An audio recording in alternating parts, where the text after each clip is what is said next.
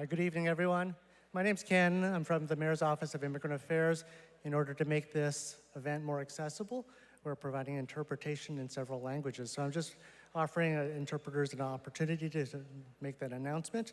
And we also have assisted listening devices. So in case you want to listen in English, just with another clear signal, you can also get these in the front entry at the table over on the right side.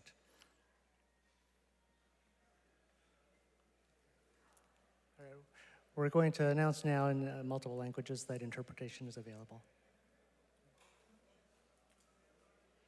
我们今天晚上有提供这个普通话的翻译，如果各位有这种需要，可以到前面的前台那边去拿你们的耳机或者是听筒。好，谢谢。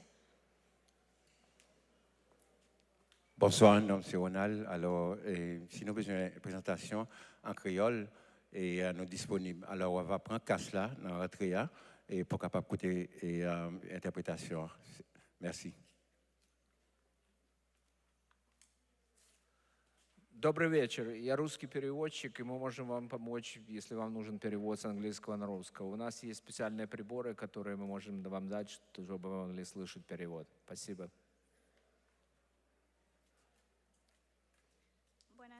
Buenas noches. Tenemos interpretación en español. Si gustan, pueden ir a la mesa atrás y pedir por el equipo para que puedan escuchar el programa en español. Gracias. Thank you, everyone. Have a good evening.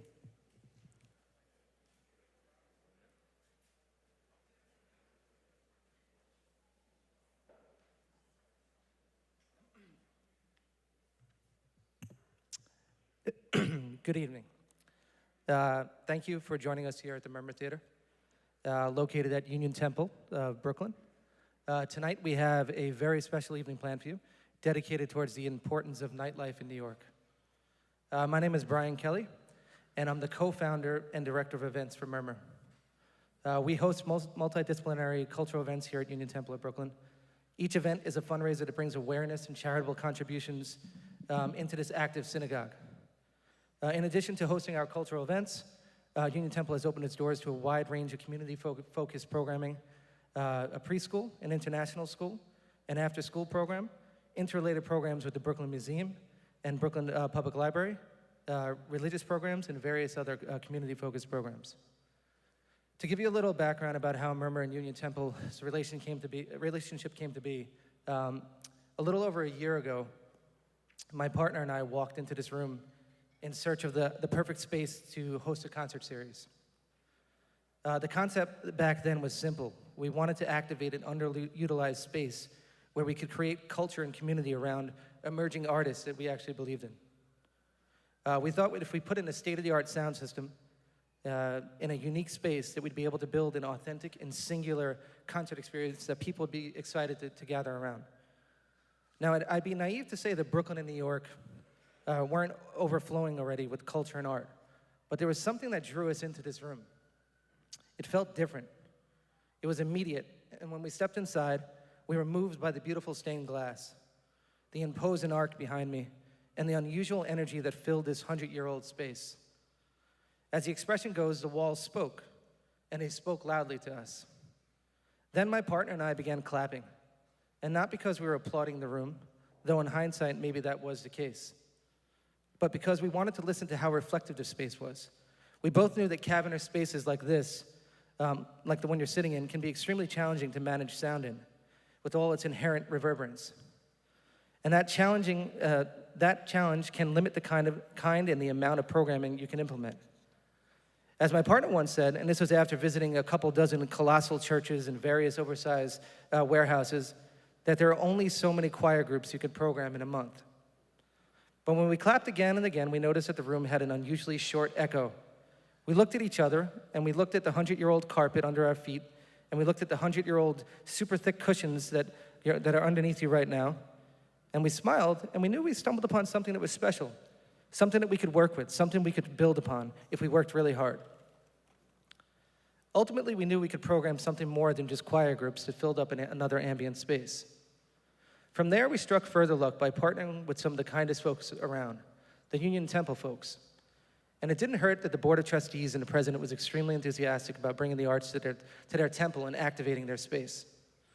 In the last year, we've been fortunate to host some of the most prestigious artists in the world.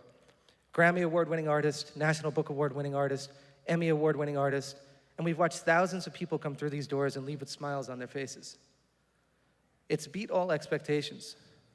Some highlights include Bjork, Nick Cave, Mount Erie, George Saunders, Tori Amos, Karl Ove Narsgaard, Billy Corrigan of Smashing Pumpkins, Esperanza Spalding. Upcoming, we have Jeff Tweedy of Wilco that we announced today, Bonnie Prince Billy, LeVar Burton of Reading Rainbow, and many others. To close out this thought, personally, I've been extremely fortunate to work with and alongside some of the most talented and hardworking people I've ever met. Whether it's Murmur's incredibly dedicated staff, or Union Temple's team that supported every instance along the way, or the surrounding community that has supported this project, this first year has been amazing, humbling, and sometimes even exhausting. Amazing, though, because with all this collaborative hard work, I've seen firsthand how art and culture and community can affect lives. For instance, how at the Mount Erie show, there was not a dry eye in the audience. Or during a Billy Corrigan concert, 700 people sang along, even if a little bit out of key, to every word of Tonight Tonight. Those moments can get inside of you. They make you feel, they make you realize that there's a reason why we're here, why we're trying to make something happen. To put it plain, nightlife is integral to our community. It's how we gather after a long day of work. It connects people in a meaningful way, and it creates a conversation around new and burgeoning ideas. And I'm thrilled every day I wake up to be a part of this community. And there's no person in this room that understands this better than the person I'm about to introduce. She advocates nonstop for the importance of what I just spoke about and what I believe in. Please put your hands together for the first ever Senior Executive Director of Nightlife, Ariel Palitz.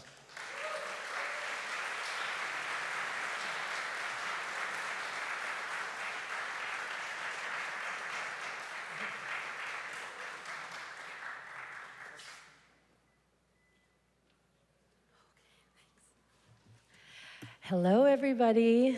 Thank you all so much for being here. This is an incredible and important evening. I just wanted to first thank Brian and the Murmur Theater for hosting us in this beautiful, historic Union Temple. And also wanted to thank Just Water for their donation. It is a bit warm in here tonight, and I want to make sure everybody knows that there is free water by Just Water outside and to the right in the lobby. Just want to start off by saying, this is the Office of Nightlife's first town hall. It's also my first town hall. And so bear with me as this is the first of 5, and we'll figure it out as we go along together. As many of you may know or not, I am Ariel Palitz, the first Senior Executive Director for the first ever Office of Nightlife of New York. And yes. Thank you so much. For those of you who don't know how I got this position, I'm born and raised in New York, and I've worked in probably every job in nightlife you can imagine. I owned my own nightclub for 10 years. I served on a community board on the state liquor licensing committee for 6 years, and I live above a bar. So I guess I'm here because I've been there, and I'm very grateful for the opportunity to represent this incredible city and all of the stakeholders in nightlife for the city and to the city. I also would like to briefly acknowledge the fact that we also have a very strong representation of city and state agencies here, as well as elected officials. And the purpose of this listening tour is really to show that the city has heard the concerns of operators, employees, patrons, performers, as well as residents. And all of the agencies that are here tonight have also heard you, and we are here as one and united to be able to hear from you what your concerns and your ideas are. So that is the purpose of this meeting here tonight. It's a conversation, and it's a new beginning on how to approach nightlife as a whole together. I'm also, this is my first PowerPoint, so I might read a little, if that's okay. So as I said, this is the first of 5 listening sessions we're holding across the city to hear your ideas. And, a little housekeeping, some rules, so everyone understands how this is gonna go.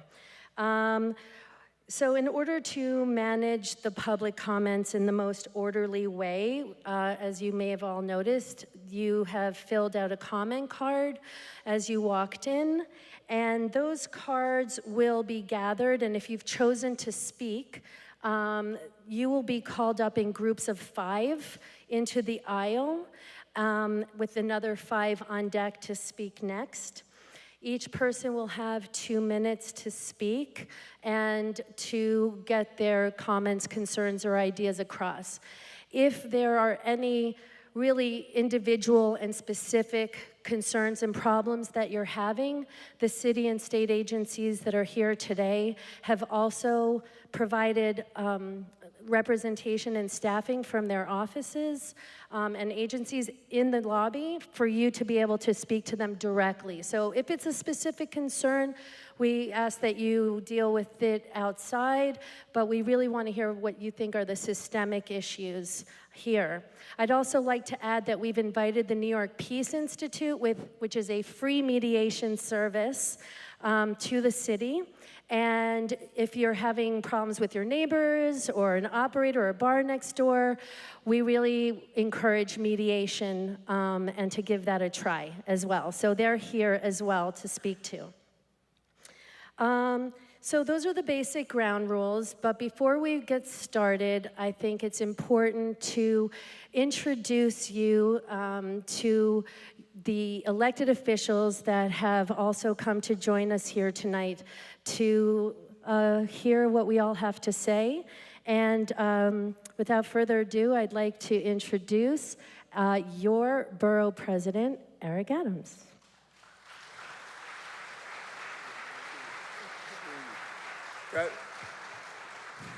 We have, I believe, just an amazing person to take over this important assignment as we balance between nightlife and the various communities that our nightlife associations are located in. 3 years ago, members of the Williamsburg community came to me and stated that it's becoming challenging, increasingly more challenging, to have a real nice nightlife business here in the city for so many different reasons. And we started a small concept that was extremely important and seemed to have been effective. And the councilman picked up on that energy, and the mayor picked up on that energy, and now we have Ariel, who I think is amazing to be the nightlife mayor, and we're looking forward to some great things to happen. When you think about this industry, there has been a disconnect. And I'm amazed as I travel across the globe and see the different treatment of the nightlife industry in places like Berlin, in South America, in China. The industry is embraced. And the amount of commerce that the nightlife industry brings to New York City, it should be treated with that level of dignity and respect. Not only is the industry bringing in cash through the over 60 million tourists that we have visit New York City. Many of them no longer cross the Brooklyn Bridge and turn back around. They come and they go into the crevices of our community, Flatbush, Williamsburg, Greenpoint, Park Slope, Bedford-Stuyvesant. They find themselves patronizing the businesses in these communities. But they also hire the unskilled laborers. Countless number of people who do not have any hard skills are employed inside the various nightlife institutions. It has become a major economic engine where many people get their first job, are able to move up through the system. You'll talk to many nightlife owners and they'll tell you at one time they were waiters or chefs or cooks that eventually reached the point that they were able to own their own establishment. And so we want to encourage a dialogue and a conversation. We want to have our law enforcement agencies view this industry as a partner. We want to make sure that the city don't see you as taxation through citation. Allow you the opportunity to communicate with your community residents and teach people how to use the nightlife industry in a way that they continue to be safe. Encourage you and educate you on ways in which your patrons are not victims of crimes. When I was a captain in the police department, we used to have countless number of locations where a person would leave their purse on a chair and have it removed, or someone could be overly intoxicated and become a victim of a crime. So by an open communication, we could accomplish some great things, and the trademark of New York City being a popular place to entertain, we will retain that. There was something I learned when I had a meeting with Con Edison. Throughout the entire city, at 7 p.m., the electricity use declines. The only place that it increases is in Brooklyn. Brooklyn comes alive at night. And you can walk into a Chinese restaurant with an Italian cook cooking a Jewish meal that he learned from his Polish grandmother. That is the diversity that we have to offer in this Brooklyn. And people, those walls that have divided us for so many years, you go to places throughout this borough and you see the beauty of our diversity being celebrated in our nightlife industry. I don't care if you're going to the House of Yes or hanging out in Club No. We are feeling the experience of celebrating our diversity, and no one does it better than those who have the nightlife industry. So I thank you for what you do. I thank you for making Brooklyn this great place. And I say over and over again, there's only two types of Americans, those who live in Brooklyn and those who wish they could. We're the lucky ones. Thank you.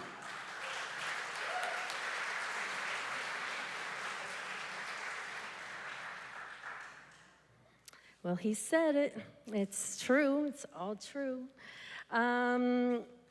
So now I have another very special person to introduce, not only to me, but to Brooklyn. We have, let's see, Rafael Espinal is the council member here, and he is the writer of the legislation for the creation of this office, as well as for the repeal of the cabaret law, which is a really good first step. And I consider him my forefather, so thank you so much for being here. Thank you. Thank you, Ariel. Thank you. It's always tough to follow the borough president for obvious reasons. But my name is Rafael Espinal. I'm the city councilman. I represent Bushwick and East New York. I never owned a bar, but I probably spent enough money to open a bar and all the times I've spent out in New York's nightlife. But when I ran for office, I always knew that there was a community that did not have a voice in City Hall. There was a community that was facing over-enforcement. There was a community that felt that the city wasn't listening to all of their problems. But also within that community, there were people that depended on those establishments to stay open.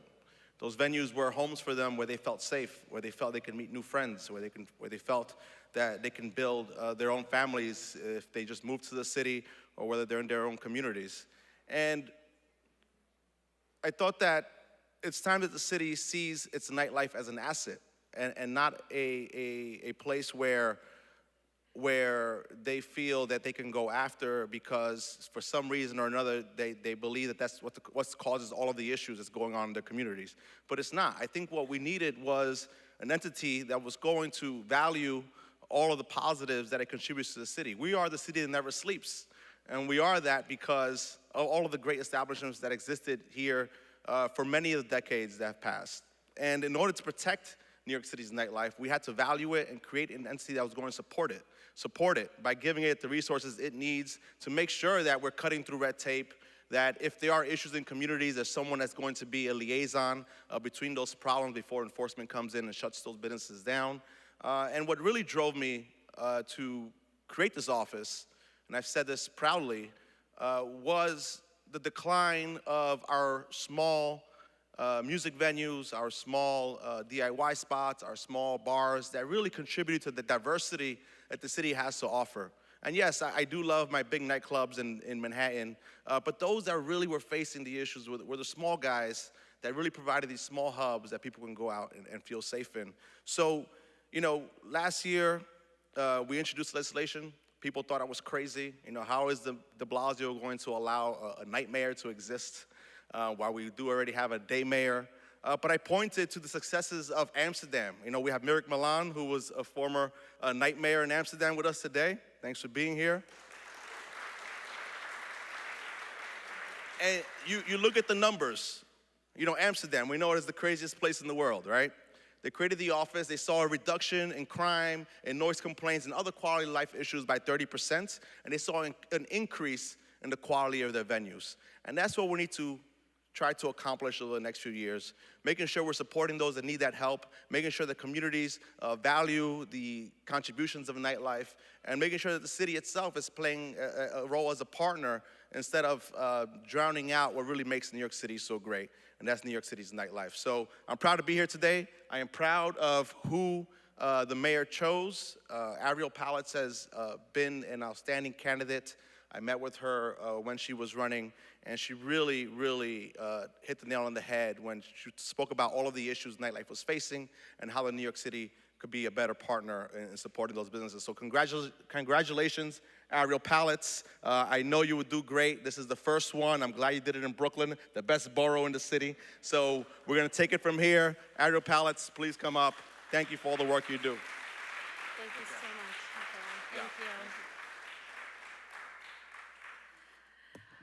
Well, thank you so much, Raphael. I mean, this really is a global movement, as he said.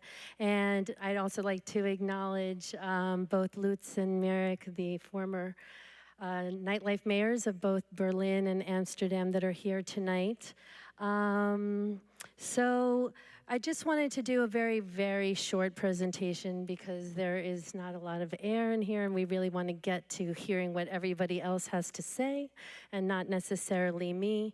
Again, New York is part of a global movement, what I like to call the United Nations of nightlife. And I hope one day to have a summit here at our United Nations, perhaps one day, to discuss what it means to the world. There are nearly 40 cities around the world that are working to proactively manage their nightlife and nighttime economies. I think up until now, it's really been a reactive way that we have been approaching the industry and the way that it affects communities. And I think the establishment of this office is really an opportunity to be proactive and to follow really the lead of a lot of the countries around the world that have started before us.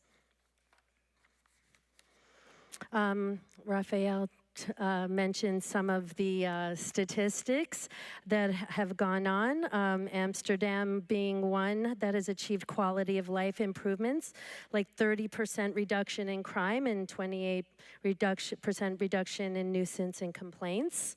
And Berlin just recently announced that their government will be investing in soundproofing in venues and clubs. So that's an interesting and novel idea and approach.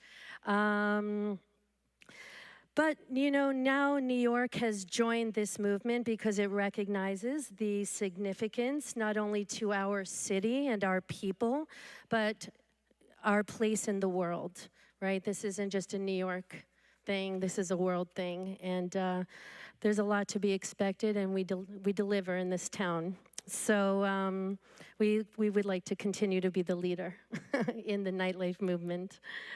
No disrespect. So, I mean, what is nightlife? It's not just about going out and drinking and dancing. It's really about life at night, right? And how it affects everyone that lives and works and breathes and creates in it. And it really is an ecosystem. And in order for an ecosystem to be healthy, it needs to be nurtured and supported. And well, you can probably see yourself up there somewhere.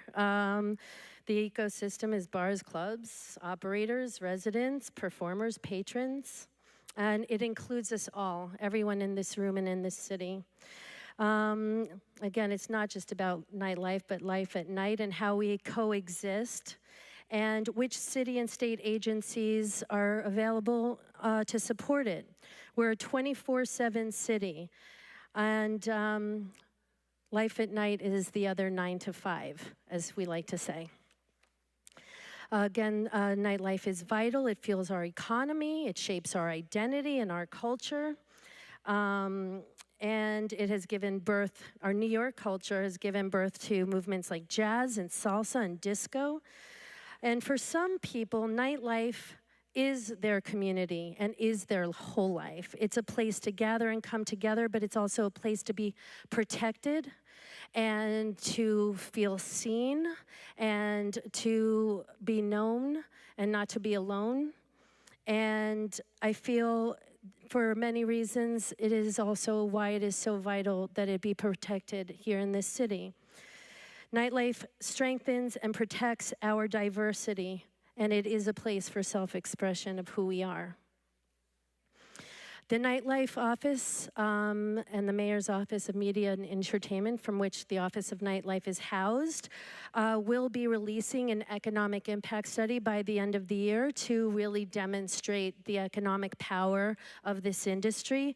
I have the liberty of giving some top-line numbers that it supports nearly 300,000 jobs and produces $48 billion in economic impact in this city. And of course, we know Brooklyn is booming and is growing fast and now has 1/5 of the city's establishments. But as it continues to grow, as other boroughs will as well, right now more than ever, it can really benefit from a real coordinated planning management approach with partnerships in the city, state, industry, and community. This really has to be a collective effort where mutual respect is given and awareness of why it is so important that we coexist rather than fight against each other. So that brings us back to the creation of the Office of Nightlife, whose establishment is a sign of a new era that recognizes and respects what nightlife contributes to the city while also addressing its very real challenges on many people, including operators as well as residents. While the Office of Nightlife is housed at the Mayor's Office of Media and Entertainment under the Commissioner Julie Menin, I also have a very core and strong team behind me, and they are Jose Sogard, which is my deputy director, and Ray Martin, who is the associate director of community and industry relations, and Francesca Mira, who is the strategic planning associate. And I and they are all available, not only tonight, but moving forward to reach out to well beyond these listening sessions to hear you and address your concerns. And what are we doing every day? We're building relationships with agencies, we're opening lines of communications with advocates, and we're brainstorming ideas and implementing programs. And what can the Office of Nightlife do for businesses? Streamlining red tape, residents, mitigating congestion and quality of life issues, supporting safe and legal spaces for artists, developing workforce training and jobs for workers, and patrons promoting safety, cultural experiences, and a hell of a good time. And before we begin, which is imminently right around the corner, I also want to acknowledge that we also have a 14-person advisory board that was appointed by both the mayor's office as well as city council, many of which are in here tonight to also hear you and to be informed on providing recommendations to our office, to the mayor's office, and to city council. And it's an independent body of our office, just so you know, and it really does represent as many, if not all walks of life as possible from every corner of the city. And again, many of them are here today. So, with that out of the way, now is the time that I'd like to invite the city and state agencies who have really agreed, this is not mandated in any way, have really agreed to join me here on stage and to have an open ear and an open heart and to hear what people's concerns and grievances and ideas are. And so, of course, there are many city agencies. The ones that we've opted to join us are the ones with the most nightlife overlay. And they are, I invite you all to join me right now. We have the Department of Buildings, City Planning, Consumer Affairs, Cultural Affairs, Environmental Protection, Health and Mental Hygiene, Small Business Services, Fire Department, Police Department, Oath, which is the Office of Administrative Trials and Hearings, and we're also extremely grateful to have the State Liquor Authority here with us as well. So everyone, please welcome them.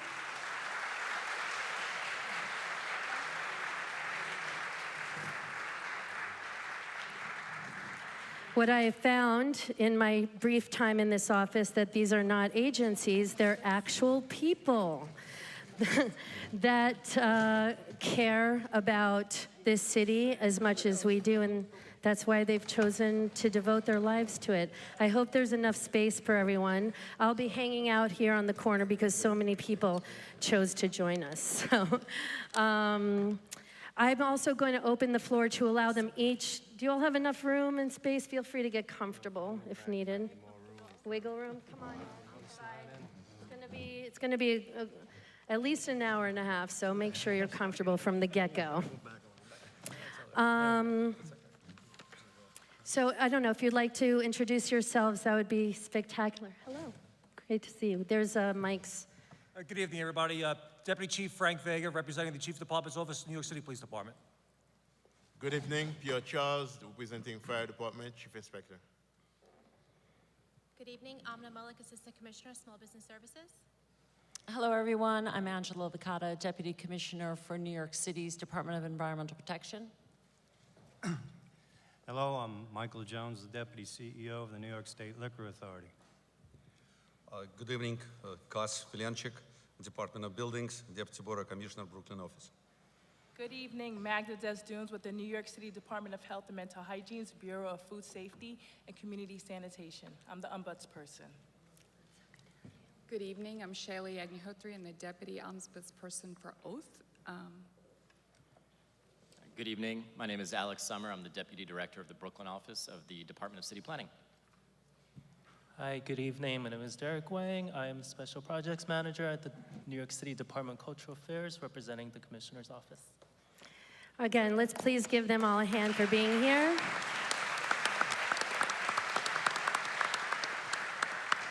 Again, to reiterate, this is Jose Sogard. He's the Deputy Director. He will also be announcing people's names to be called. Where are the mic holders? Where are they? Do we have humans for that?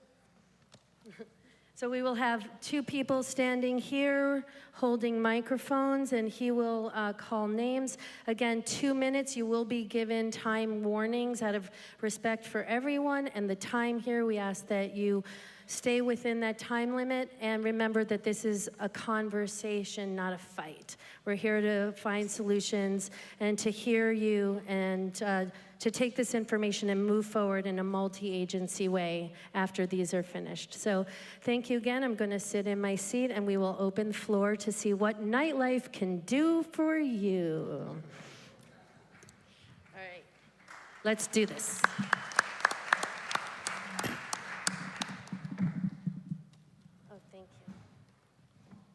All right, good evening. Thank you for joining us tonight. As Ariel said, we will be calling you up to speak in groups of 5. I'll ask the first group of 5 people to come to the left side of the room right here in front of me. And then I'll ask the next group of 5 to line up on the other side, and that group will be on deck, and you'll speak next. And then we'll call 5 at a time, and we'll go back and forth until the end of the evening. So the first 5 speakers that I'd like to call to the left side of the room are Edward McWilliams, Felice Kirby, David Gentile, Guy Smith, and Seva Granick. Come on down. And while those 5 are getting started, I'm going to call the next 5 to come up there when they're finished. So those next 5 will be Nola Rodney, Olympia Kazi, David Rosen, Joe Ahern, and Kia Smalls. Thank you.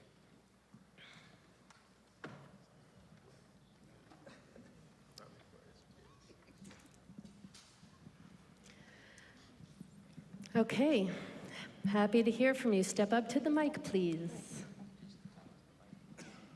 Hello. Hi, I think I speak for everyone when I say thank you very much for coming to see us and listen to us gripe tonight.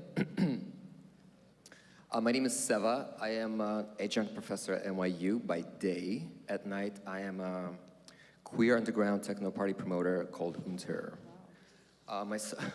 Thanks, 2 people. So, right, we are little known because we are underground. There's a reason why we're underground. We invade and populate usually off-the-grid illegal spaces. There's a reason why, primarily because legal venues don't really want us. They don't really want funny queer people, trans people, people of color. We also don't make them a lot of money at the bar because queer people just don't really drink all that much and they just want to dance all night long. So we find ourselves, I think I spoke to you on the phone a couple times about this, Ariel.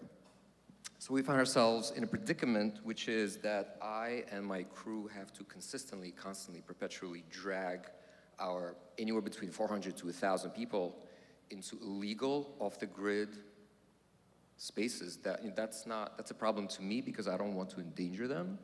I don't want to endanger their health, livelihood, even ventilation, things like bathrooms, simple stuff. We would much rather just do it safely, but as I mentioned, that's a problem because most venues just don't really want to have us. And the venues that do want to have us, there's also an added problem with harassment from other patrons, usually straight men. We can all understand that. So we find ourselves in this complicated place where we are. My question to you guys is, what can this office and the city do to maybe provide us with a space that's safe, that doesn't even necessarily have to have a bar, because these people don't care. They just want to dance, socialize, and be together. A safe that space for us to come to once a month, maybe manage for other parties that do the same thing, of which there are many. I'm sure you guys are aware. The end. Thank you so much for being so brave to step up here and speak the truth of your situation. I think in large part, Rafael Espinal helped to create this office because of the challenge of the underground DIY spaces and underground communities and the issue of really creating a pathway to legality and safety and to ensure that there are spaces created. It's a multi-layered issue that you're talking about. It's about safety, it's about access to space, and it does require creative thinking, but I think we will take this story under consideration and take it moving forward to inform the office on how we can create spaces that aren't necessarily for drinking, but for creative expression in a safe way. Thank you.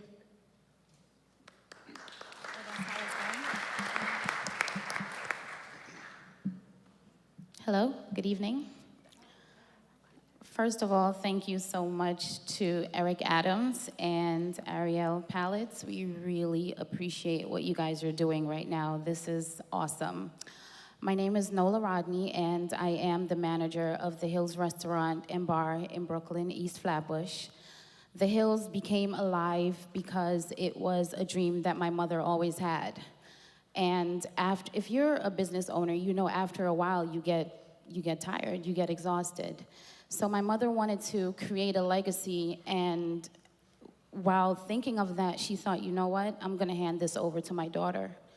When I came on board, I was horrified by the way we were being treated by various city agencies. I think it's really awesome that all of you guys are here tonight as well to hear this out.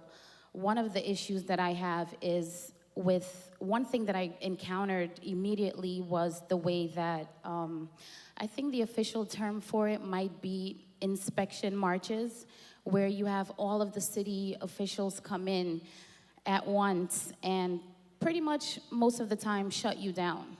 I want to know if there's another way that this could be done.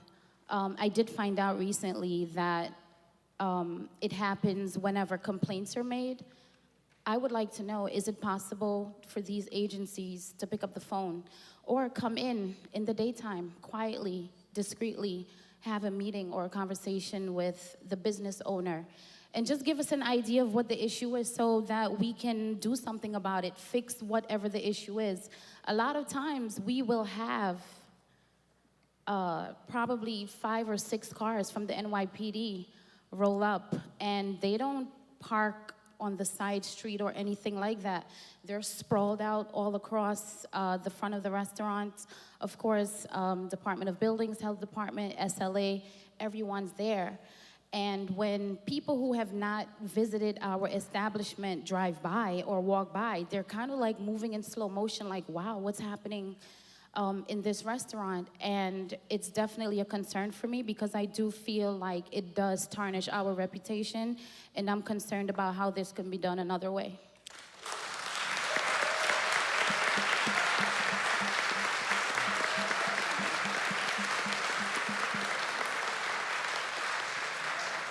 Thank you, thank you. Well, obviously, from the sound of the applause, there is a lot of ideas and thoughts and experience with the March task force, and I think that it would be safe to say that I will let the chief speak. Yeah, good evening. Thank you for your comments. To start with, the Hills, Church Avenue, correct? East Flatbush? Okay.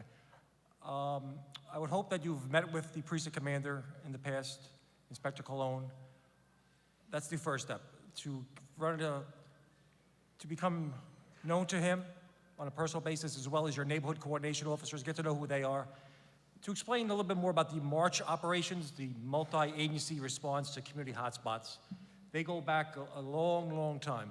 But just to lay out a format, before a precinct is given authority to do an operation like that with other city agencies, the fire department, buildings department, state liquor authority, et cetera, we have to be shown a pattern of problems at that establishment. What I mean by problems is complaint reports, in some cases acts of violence, in some cases documented shooting incidents, assault victims, et cetera. Not solely on 311 calls alone. Because keep in mind, there's probably 100,000 311 calls placed about noise for licensed establishments in New York City last year. So there are issues across the board. And the New York City Police Department is working to try to resolve them. And what I say by that is we look very carefully at that. So the precinct commander says, Club ABC has given me a problem. I've had these 4 or 5 documented incidents over the last 6 months. They'll formulate a report. They'll send it to the patrol borough commander, a 2-star chief in the borough, who will look at it, vet it to make sure it's appropriate to forward it again. And from there, it goes to One Police Plaza, to the chief of patrol's office, where another executive looks at that request before we say okay with it. Then we send it to our legal department before we get the final approval to do that operation. So a lot of approvals and a lot of thought goes into making those decisions to go into that establishment, because that is not our first course, to go in there and try to shut down establishments to harm these small business owners. I assure you that. Our first course of business is to talk to the owners, the managers, the bouncers, the security staff, the bartenders. Take those necessary steps. We've come a long way in nightlife in New York City. Not to bore you with too many facts, just a few years ago, it was well known that the only interaction that a precinct commander and a nightclub owner would ever have is when an incident happened and the precinct commander went there, shut the place down with the fire department, gave a disorderly premise summons, and we walked away and never talked to you again. We've come a long way since then. We've established each patrol borough has an inspector a high-ranking person who hosts quarterly meetings. If you haven't gone to these quarterly meetings at the Patrol Bureau, where they discuss these things in detail, in intimacy, and confidentiality, best practices, solutions, mediation techniques. We've been doing this for several years. We came up with a best practices guide with our partners in New York City Hospitality Alliance, which is, we've been working with them for many, many years. Some of those guys are on the advisory council here for Ms. Palitz's group. And we've came up with that. Now it's the third volume of the best practices guide. Basically what this best practices guide is a guide to business owners to show them, what you need to do to be successful as a good neighbor, as a good business owner, as a partner in New York City. It talks about security staff, it talks about overselling, it talks about crime prevention techniques, it talks about sexual assaults, it talks about counterterrorism efforts, it talks about a whole litany of things that we recommend that you read and basically become a gospel for you. I assure you, I think what you have to do, ma'am, is sit down with Inspector Cologne, start fresh, sit down, have a long conversation about going forward. I assure you, he's going to have plenty of ideas, plenty of input, how to make you a better partner. And I assure you that's what he wants to do. He does not want animosity. He doesn't need, he doesn't get any extra credit with me for doing march operations. He doesn't get any, attaboys for doing, shut down the hills on Church Avenue. That's certainly not what we want to do, I assure you. We've come a long way in New York City in terms of nightlife enforcement, and we want to go to the next step and make it even better, I assure you, ma'am. All right? Thank you so much, Chief. I appreciate that. And with that said, they've come a long way, and there's always more information and more room for growth. And I think from the Office of Nightlife's perspective, we will be putting best practices and all of the best practices of all the industries on our website as a one-stop shop.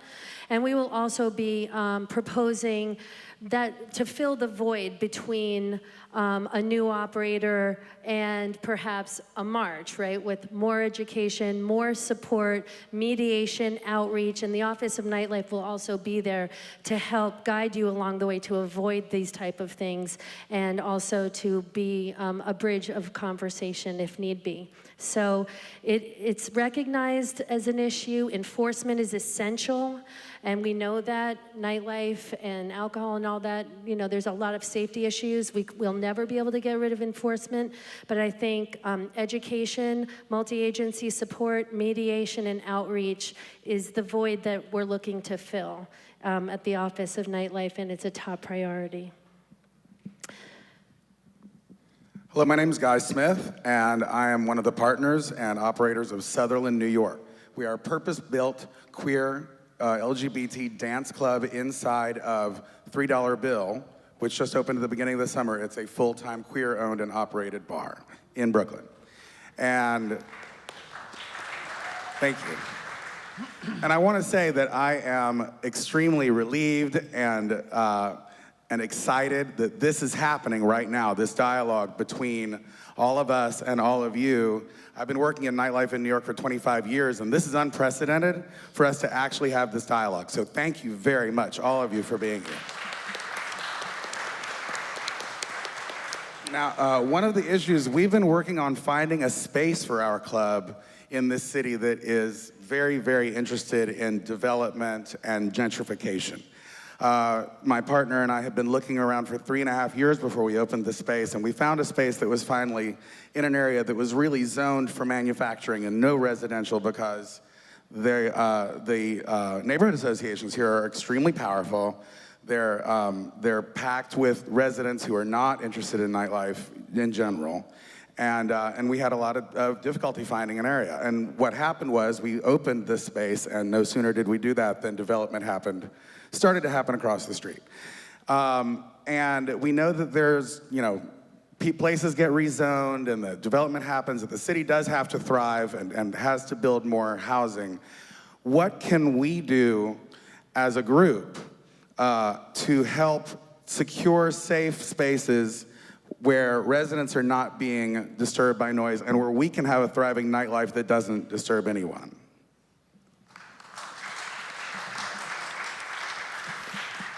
Obviously, a very relevant issue after the repeal of the cabaret.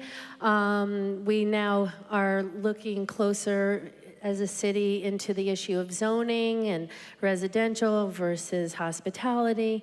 I know that there is a new bill that is being discussed right now by Rafael Espinal's office called Agent of Change. As far as I know, this bill is new and is still being reviewed, but I am also aware that this concept has had very good results in other countries that protects the importance of creative and social spaces when new developments come in. And that's why it's called Agent of Change. Who is the change agent and on who does that responsibility lie? And so I just, obviously it is still in review, but I know that the city is aware of this and it's an issue that is being definitely considered closely right now as we speak. And you could reach out to Rafael Espinal's office to find out more.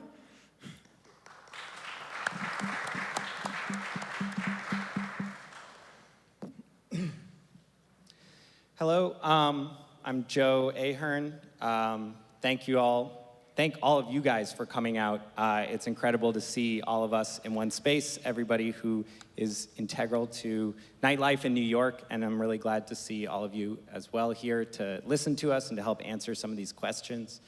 I was born and raised in New York by artists who were very involved in the cooperative artist communities of the 1980s, and I was lucky enough to be mentored by a woman named Alana Heiss, who was doing projects in New York as early as the late 1960s and 1970s. So the last 10 years that I've been organizing projects like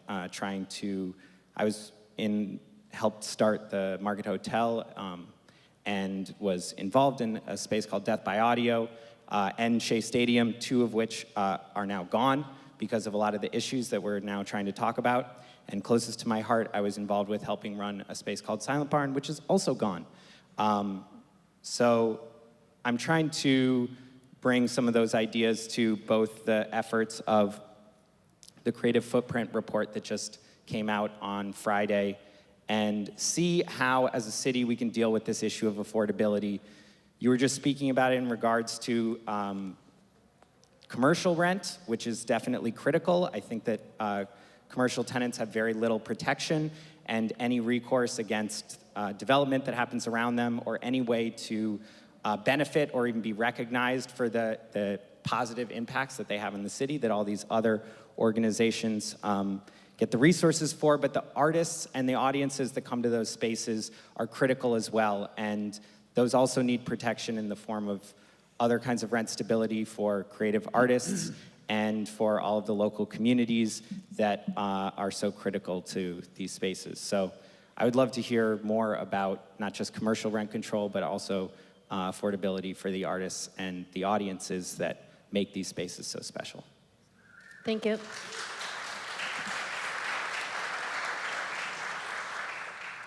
Well, obviously, affordability is a citywide and worldwide issue. It is not necessarily in regards to residential specifically within the purview of the Office of Nightlife per se. However, we recognize the importance of making sure that people can afford to live in the city and work in hospitality and create and be here.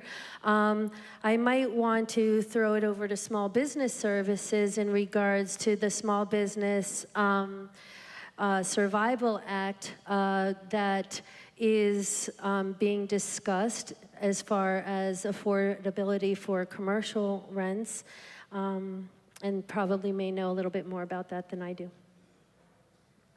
Small business services? Oh. I apologize, I'm not up to speed on that, but Oh, what okay. I can speak about is we do have a commercial lease assistance Speak a little program. closer to the mic. Sorry. We do have programs to help folks that are under commercial lease right now. Is this on? Hello? Sorry. So we do have programs right now. These are free programs, and it's called the Commercial Lease Assistance Program. If you are currently in a commercial lease or looking to get into a space, we provide pro bono services. You will work with a lawyer, and they will review the lease with you. If you're currently in a lease and you're facing harassment, they will work with you, work with the landlord, represent you up until litigation. So we do have these programs for free. We have staff in the back that can also help and sign you up for this. And we have centers across the city that will also provide pro bono legal services, either to get into a space, review your current lease, a contract that you have that's impacting your space. So these are the type of services right now that are available that we are definitely working on improving, but also sustaining these type of services for everyone. Thank you. Affordability is a major issue, and this agency, as well as others, are constantly working on that, and we will have information as it's developed on the Office of Nightlife website once it's up and running. We're not going to always address every single question because we want to make sure that everyone gets a chance to speak. It is a listening tour, so we are here to listen, and let's go to the next speaker, please. Hi, my name is Edward. I'm a DJ. There's quite a few people that I work for in here. So what's up, Dave? I came up here because I had the same question about marches, but I just wanted to add to that, do marches only happen at establishments that have documented patterns of complaints and incidences? And who's accountable to that information? Is it public? What are state agencies doing to be more communicative to bars and clubs and people in nightlife before those things happen?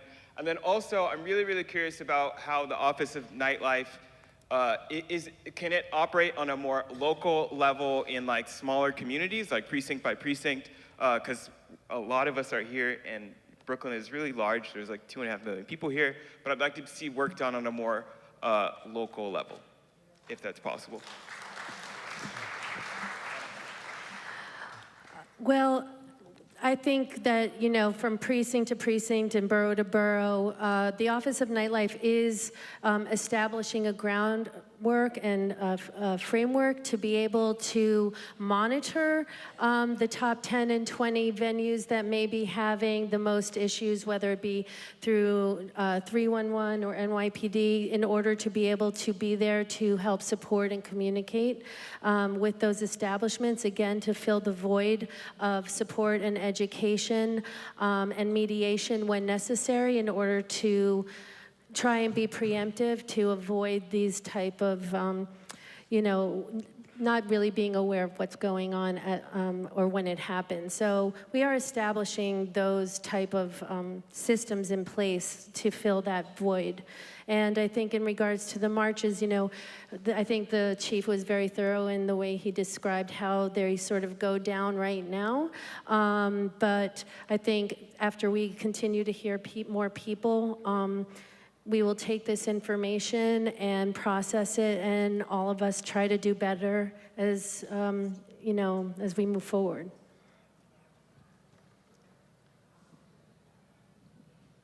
Hi, my name is Dave Rosen. I am one of the members of the Nightlife Advisory Board that was up on the screen before, and I look forward to hearing everyone's suggestions and working with everyone up here and producing our report. I'm also the co-founder of Brooklyn Allied Bars and Restaurants, which is a local Williamsburg and Greenpoint Industry Association, which works with our community. Before I make my comment, I just want to thank, again, Brooklyn Borough President Eric Adams, who I believe may have taken off. But going back all the way to 2012, I believe, he and I started conversations about nightlife and how to improve our relationship with the city agencies. He's been tremendously supportive over the years. In 2015, we launched the Brooklyn Nightlife and Restaurant Coalition, which really helped support our local group, Babar. And he was also supportive in the foundation of Outsmart BK, which was a public safety awareness campaign that we did in partnership with the NYPD. Speaking of the NYPD, I've worked with numerous departments and folks over the years, so I really want to thank everyone there. I know it's a big, broad agency, but everyone from Brooklyn North with Inspector Caban, who runs those quarterly nightlife meetings that the chief mentioned before. I've worked with multiple, by this time, commanding officers in the 90th, 94th, 93rd, and 104th precincts. I've worked with Crime Prevention Central, Community Affairs Central, the Vice Department, the LGBTQ Outreach Unit, which most people may not know, but the NYPD does actually have a unit like that, as well as Strategic Communications. And I'm really confident, given all the work that we've done on a local basis, that we can really expand that with Ariel's help. Speaking of Ariel, I really want to thank her for all the hard work she's been doing bringing this group together. I must say that over the years, I know a ton of people, if not everyone in nightlife, and I think she is the best choice for this job, despite her budding PowerPoint skills. Thank you. So You going have a on to question. my comment, I just have something pretty quick, is that I think that if there is a way that we could develop a notification system into the 311 system so that venue owners or property owners or whatnot could sign up for alerts, so that as soon as that complaint or notice hits the system, it gets notified to the venue owners so that we can take immediate action. So a lot of times we don't know of the problem, but if we got it immediately, we would go solve it and the problem would be solved. Thank you. Thank you very much. I'd like to call up the next 5 speakers to the left side of the room, please. Lauren Warwick, Steve Etlinger, Jonah Levy, Diana Mora, and Greg Miller.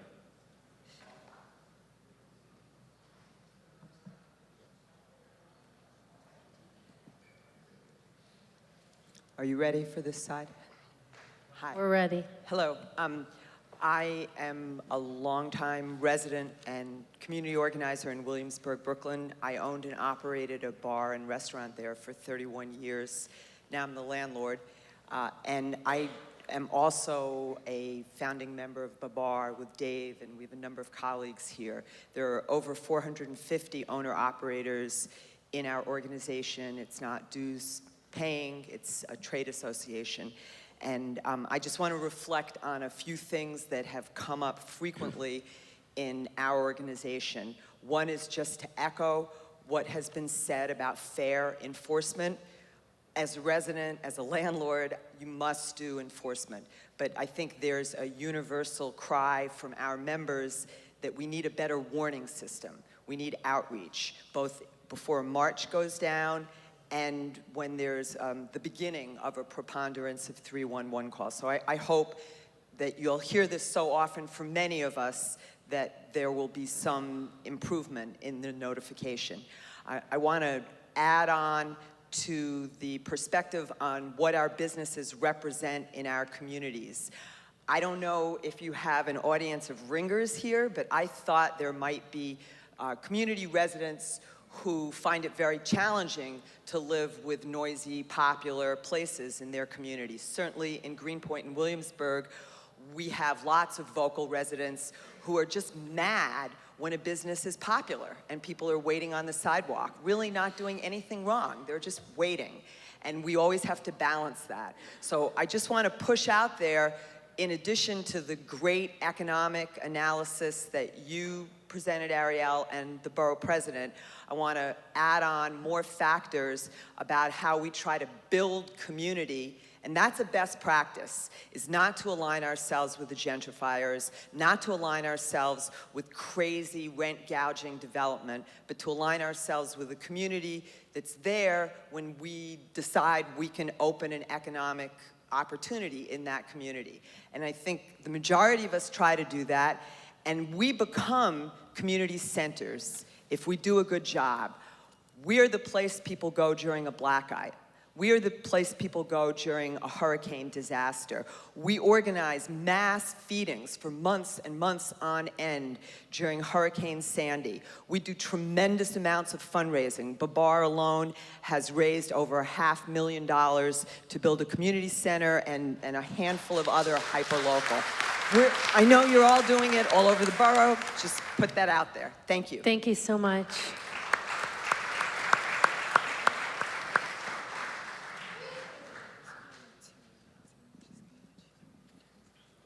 Next. Hello. Hi, everybody. My name is Olympia Kazi. Like David before me, I also sit in the Nightlife Advisory Board. We were convened only about a month ago, so we don't really have a structure for you to reach us, but if you go through the Office of Nightlife, they will be making sure that we receive your comments or concerns. So I am actually, the reason I sit on that board is because I really have very little, if anything, to do with nightlife. I have a 10-month-old and a 3-year-old, but I'm an arts advocate, and I'm one of the members of the New York City Artists Coalition. And we have created a platform in the post-gossip tragedy era because we believe that grassroots cultural spaces are very important, especially in big cities like New York that are becoming so expensive, and we want people to be able to gather in safety. So our platform looks at affordability, criminalization, and access to support. And we try to work with electeds. So I want to give a huge shout out to Rafael Espinal because he has been a leader in these issues. And we're currently involved with 3 legislations that you may be, hearing very soon about. And we want you, all of you, to be there, because the only way these things are going to change, yes, it's going to be if they are creative and they change, the legislations and the way they do their businesses, but they will only change it if we are there to tell them what's wrong. So please be sure that you come to all these meetings. And the 3 legislations that I want to mention, one was already mentioned, there's SBJSA, the Small Business Job Survival Act, affordability, small businesses. Cultural spaces are actually small businesses. And they are, as Joe Ahern said earlier, disappearing. We cannot have a boring city. That would be too bad for everybody. So we need to address affordability in small businesses. The second thing is, I know what the chief said, but the March task force, what we hear is very often it doesn't go where bad things are happening. It goes to places where community works at its best. You should change the name. Multi-agency response to community hotspots would be, we hug them. Community hotspots are good places. So we really hope, we really believe the transparency of the operations and making sure that enforcement is not a gotcha game that pushes young people to further unsafe environments. We need to work together because these spaces will exist in the city and nobody should die in 2018 because of a fire, because we cannot work together among agencies. So last and not least, I know my time is up. You're going to hear from Greg Miller Dance Parade. We did repeal the cabaret law last year with a lot of you, but now we need to change the zoning. So let's dance. Thank you.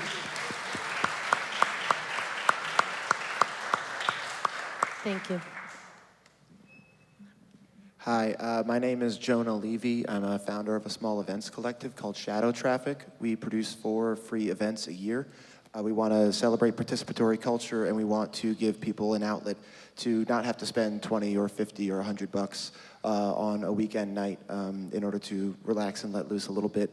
And we do our events outdoors, essentially, because although we know many nightlife venues, we don't want to have to ask them to open their doors for free for a night. And I see a lot of venues shut down. I see a lot of venues struggle with urgent repairs. They struggle with issues with March.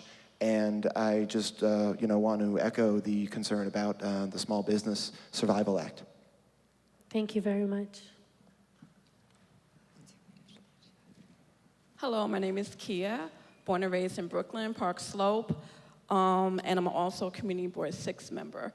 I'm just concerned about what was already reiterated, the diversity, and what seems to be the attack on business of color, marginalized groups. I can say, for one, in Park Slope in the mid-2000s, we had Black-owned businesses, okay? We did, and they got wiped out. And the only business that actually was like, we're not gonna be pushed out because people don't want us here, was Bogota. Now, if anybody knows about Bogota, it's like a Colombian, yep, thank you. They tried to even push them out, and they went to the media with this other venue that is no longer around, which is, Rocco Polo. But the point is that we had Black and Latino businesses being targeted. And my favorite one was the patio.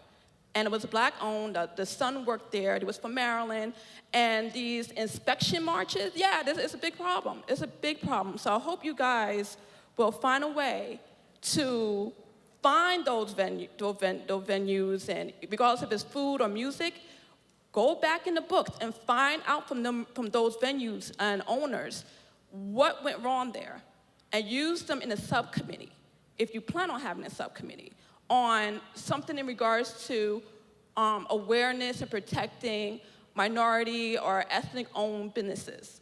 The second question I have is, I understand you're going to be creating new jobs and things of that nature, which is great. I think that's wonderful for New York City. But as an alumni of FIT, Fashion Design Department, and also as an alumni of Kingsborough Community College culinary program, I will tell you in the culinary area, very hard to get a job. Very hard. And that school just lost a $3,000 grant per student because the students could not get a job where they were being educated at, which was Brooklyn. And last but not least, I really want you guys to go back and speak to those merchants of color who was being targeted, and then speak to the merchants that are currently have their own musical venues, and see if you could create a subcommittee that focused solely on protecting small minority-owned businesses. Thank you very much.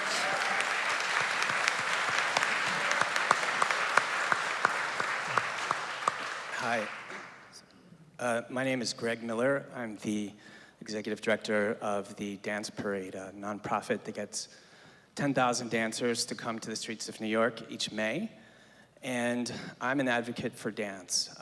We got rid of the cabaret law last year, and many people said, oh, we can dance. That's just simply not true. Technically, there are very few areas for zoning dance in New York City.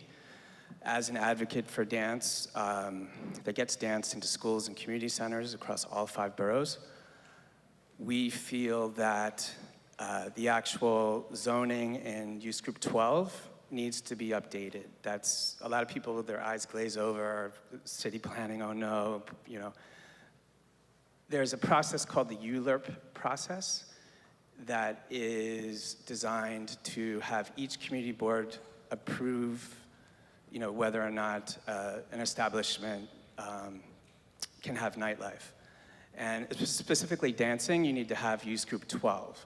And so we're gonna ask Ariel in the Office of Nightlife to be our advocate to the mayor to do a decree across all city community boards to have basically a decree to remove 7 words from the zoning text. And right now it says, you know, you cannot have dance in I think 200 or more person venues. We want to acknowledge the history of all that. The cabaret law from 1926 was, you know, there was a lot of organized crime, there was prostitution. I think a lot of the dance-related issues were because of prostitution. We don't have that problem anymore. And so we just need to take out those 7 words. I'd like to hear from also the SLA. Apparently this affects on the state level. When you get a liquor license, it also is relevant to dancing. So I wonder, you know, the history of that and if that is still something that is applied to the liquor licenses around the city.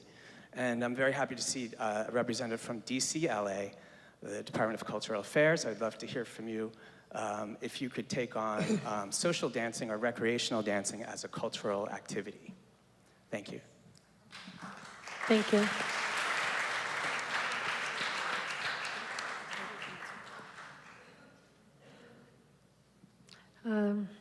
Let's keep moving.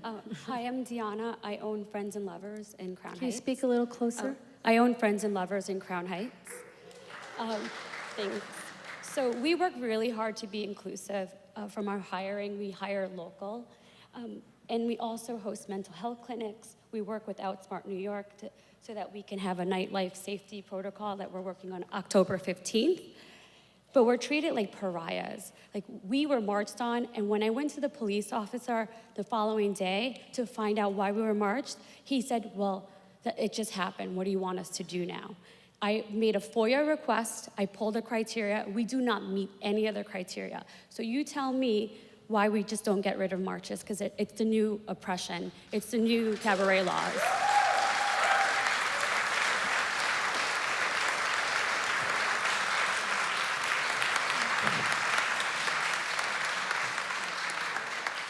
What location was that? Excuse me? What location was Friends that? and Lovers. What's the address?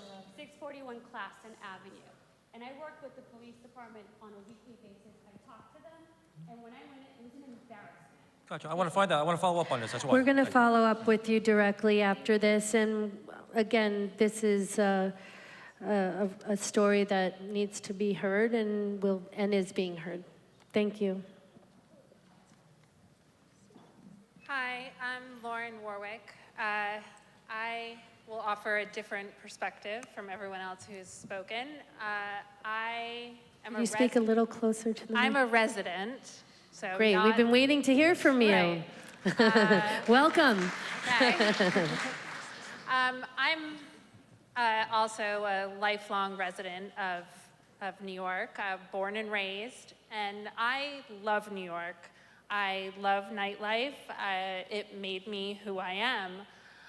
I think that it does make New York great, and but I also think that the residents make New York great, and I think that families make New York great.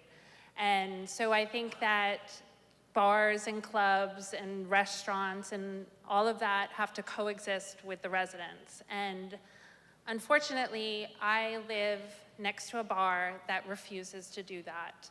And it makes our life in my neighborhood a living hell. It is horrible. And we've tried absolutely everything that we possibly can do to work with this club, and they just refuse to do it. And like the misnomer is that it's not even nightlife, it's during the day. What is happening to us is not during the night. So my kids have to step over drunken people and vomit and piss and urine and all of that during the day on Saturdays and Sundays. And when they're coming home from the playground, and we've tried absolutely everything for years and years and years. And so what can be done about that? I mean, we've gone to the police, we've called 311 ad nauseum, we've gone to the SLA, we've gone to the DOB, we've gone to the fire department, and I mean, I don't know what else we can do. They've just basically said, like, sorry guys, you know, we can do whatever we want to do. And so as residents, you know, and like I said, I've chosen to live here and also raise my kids in this because I want them to have the same experience of New York that I had. You know, I don't want to take them out to the country where they don't have all of this. I want them to also have what I had. You know, how can we all coexist together? And when this bar is not like that woman that just spoke and said, you know, that she does community or, you know, organizing with the residents. This bar is like, no, sorry, we're just gonna bleed you dry. I hear you. Thank you very much for having the courage to be the first resident to speak up. And yeah, I mean, there are good operators and there are bad operators, for sure.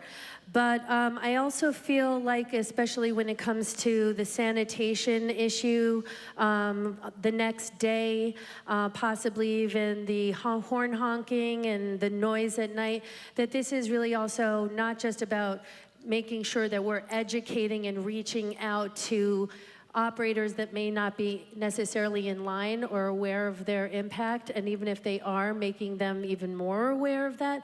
But I think it's also about creating a multi-agency city effort around sanitation and transportation so that it's not necessarily just a reactive situation, but being more proactively minded and managing before it happens.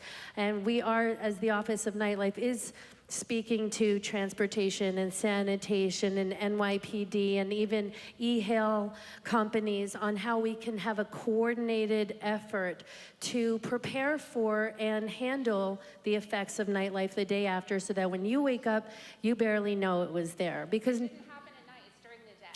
Well, it's sometimes a residue from the night, right? No, they're peeing during the day?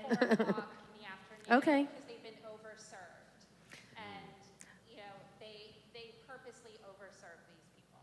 Well, I mean, I would love for you to speak with Ray Martin, who is my community industry liaison. We also have, in case you don't get an opportunity to speak today, or if you have an issue that you'd like to reach out to us, we have an email, which is nightlife@media.nyc.gov. It will be up on the screen.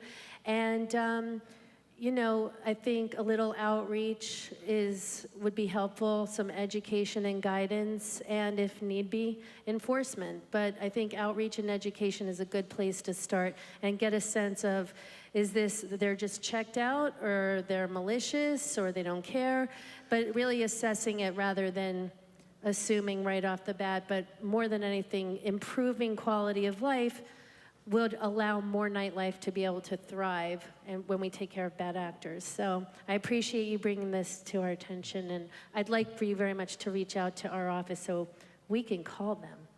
Thank you. Where's that located? Oh, there you go. 242 Flatbush Avenue,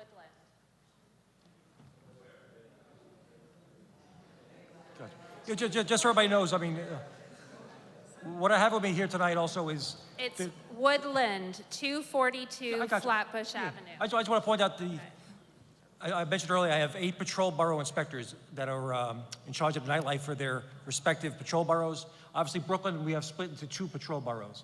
So anything north of Easter Parkway, I have Inspector Caban here tonight, who'll be able to answer some questions later on, meet with you, exchange phone numbers and some ideas.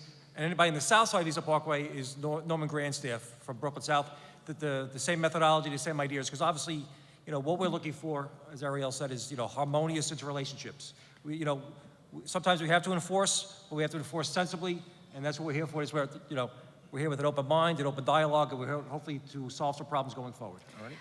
I'd also like to mention, Miss, I forgot to say to you and to everyone else again, that we also have the Peace Institute, which is free mediation, and it's not a crazy idea to perhaps have a mediator reach out and to sit down and speak together and see if you can come up with an agreement through mediation, and hopefully, you know, take one thing off of the chief's plate and come to a resolution together in advance. Thank you. My name is Steve Ettlinger. I'm from North Park Slope. I've spoken with you when you first took your job. Thank you. I want to talk right now very briefly about basements, decibels, and air conditioning. I'm a drummer. I make a lot of noise. I'm going to play at a club on the Lower East Side in a couple of weeks in a basement. I practice in a basement because I have to keep my sound from disturbing others. There are several bars on our corner that have very, very, very loud music, over 98 decibels. I've measured it quite often inside. They keep their windows open. They keep their doors open. And I'm thinking about the air conditioning law in the city that that tells stores they must keep their doors and windows closed when their air conditioning is on. I know it's enforced. I thought, maybe the rep from the DEP can address this, I thought there was a law that amplified music should not be heard on a sidewalk, but apparently that's not the law. I hope your advisory board could recommend a law or a rule, regulation that tells people with places with loud amplified music that it has to be mitigated so it does not reach the sidewalk. These bars are leaving their windows and, well, their walls open so that the music is extraordinarily intrusive. And that's one thing I'd like you to do. I think it's a proactive step you could take. And again, the DEP rules would address that. The lady who spoke before me spoke about the problems with the bars on Flatbush Avenue. I want to make it clear, it's not about the patrons per se. It's about vomit. It's about sex.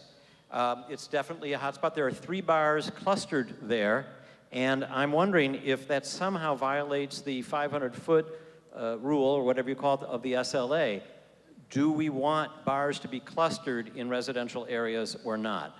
I think the clustering effect makes it hard for the police to enforce the law or for the quality of life, because if somebody throws up or has sex on our stoop, on my stoop, we don't know what bar they came from. And of course, legally, it probably doesn't matter.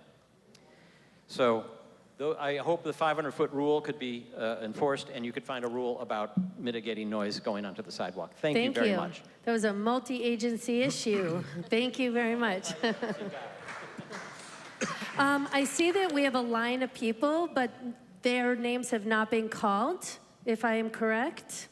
And we have a system in place. Perhaps you came later to know, but if you would like to speak, you need to fill out a card, and then your names will be called. So if your name has not been called, then it is important to sit and then wait until your name has been called. Has your name been called, sir? No. Did you fill out a card with your name? No one gave me a card, but I'm here already. I've been in the interview. Did I just ask my question? I will make an exception for you, but this is a learning moment. Thank you. Please wait for your name to be called, and please fill out a card. Everyone behind him, please sit and wait to be called. Okay. And please keep it within 2 minutes. I will. My name is Jerry Hopkins. I'm a community organizer.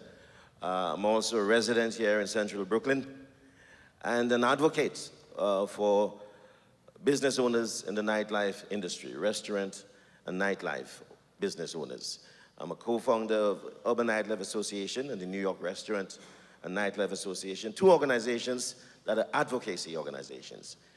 Why I'm here is because I want to bring to the attention of NYPD, SBS, and also SLA, the fact that several of our officers have been frivolously and in several instances perjuring themselves, writing citations, tickets against business owners who have families, who have children that they send to college, who pay taxes, and who employ people in this city.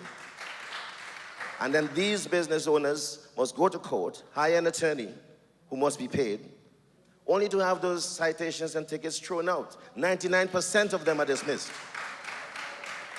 And there are no consequences for these officers. Something has to be done about that. So I'm here to bring attention to that fact. And yes, we understand the necessity, the need for compliance. And the organizations that I'm involved with, we insist on that.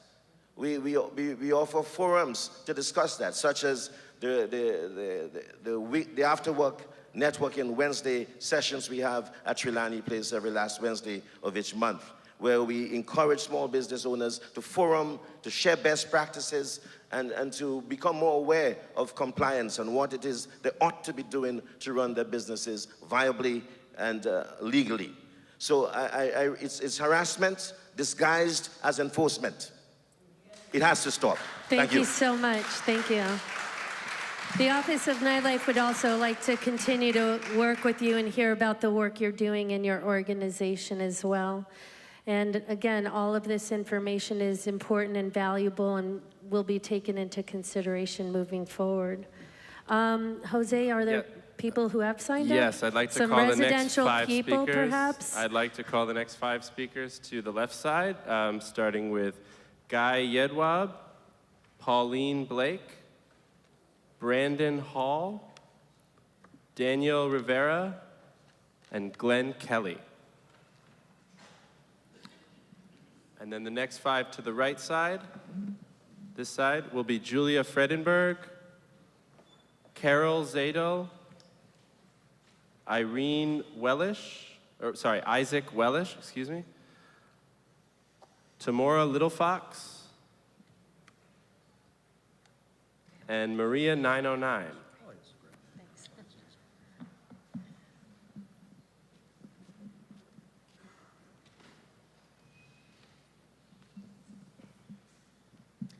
Hello, everyone. Thanks to the Office of Nightlife for bringing this together, and thanks also to the Brooklyn Temple, the Union Temple of Brooklyn, excuse me. My name is Guy Edwab. I'm the managing director of the League of Independent Theater. We're a political advocacy organization for people who work in or run 99-seat or less theaters across New York, and we're also a member of the New York City Artists Coalition. Over the last decade, over 70 independent theaters have closed. It's been a huge problem as spaces have gone out That's not unique to theater. I'm sure if you speak to any of the musicians or dancers, they have all seen the same crisis of space. In my neighborhood, there was a longtime cafe that also served as a nighttime bar. It also served as a comedy stand-up joint and an art gallery and a performance space. And it also was a sing-along place for children. Unfortunately, the way that our economy works is that square footage can often be used for more lucrative purposes. So now it's a store that sells drones. Without protections, most cultural venues can be turned into more productive spaces like a Chase Bank or like a CVS or something like that. So what we'd like to know is what protections will the Office of Nightlife fight for in order to ensure that these places can continue to operate? The Small Business Job Survival Act that was mentioned is one proposal that's been put out there to help grant protections. We're right now in a cultural district, or very close to one, but cultural districts don't actually have any zoning implications that would protect cultural venues to be able to continue to survive here. So I'd like to know kind of what larger systemic approaches you can take to make sure that we can still have these nightlife venues, because if the only place that's open 24 hours is a Duane Reade, we won't really need an Office of Nightlife because there won't be any nightlife left. Thank you. I hear you. I mean, just to briefly touch on it to ensure that as many people can speak as possible. I mean, yeah, that's a real concern. It's a real problem, and hopefully with SBS and city planning and with the city council and the mayor, that we can collectively come together and put our heads together and come up with some solutions together. This is not going to be a one agency or one office solution. We have to manage the expectations of an Office of Nightlife. This is a partnership, and I think as long as we have this office in order to fight for that type of concern to be addressed, it will be addressed. And we will, I hope, come up with some creative solutions to save creative spaces and our cultural identity. Thank you so much for bringing it up. Hello, thank you for having me. My name is Carol Zaydel. I would like to say that I lead a sort of triple life. I'm a teacher, I'm a bartender, and I'm also a party goer. So I have quite the involvement in the nightlife industry, and I have two separate concerns from two areas of my life that I'd like to address.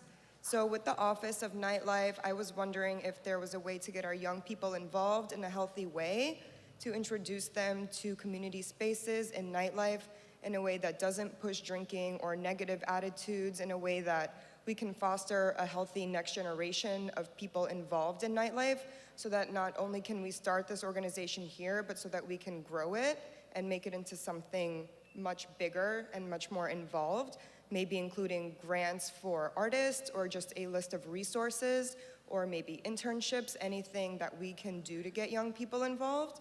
And as a personal concern and a party goer, I know somebody named Seva spoke before. I've actually been to a bunch of those parties, and ironically, that's where I felt the most safe, where there haven't been regulations and I can be with other queer people in a safe space listening to good music. And I find that the safest parties are techno spaces. So I'm wondering how we can get other venues and other genres involved in creating a culture of acceptance and safety.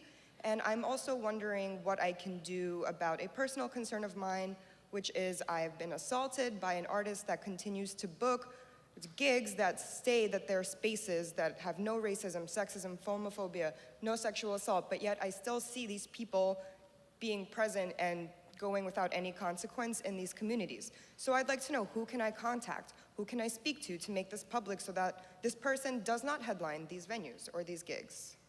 Thank you. Thank you for your bravery and sharing your story. First and foremost, I would recommend you definitely speak with one of the officers here, but I would also very much like for you to reach out to our office so that how I can be of service in regards to that personal matter. As somebody also who was born and raised in New York as well, I very much understand the need for multi-generational cultural experience. And that goes for kids who are underage, as well as people who are older. You know, my mom's like, where can I go dance?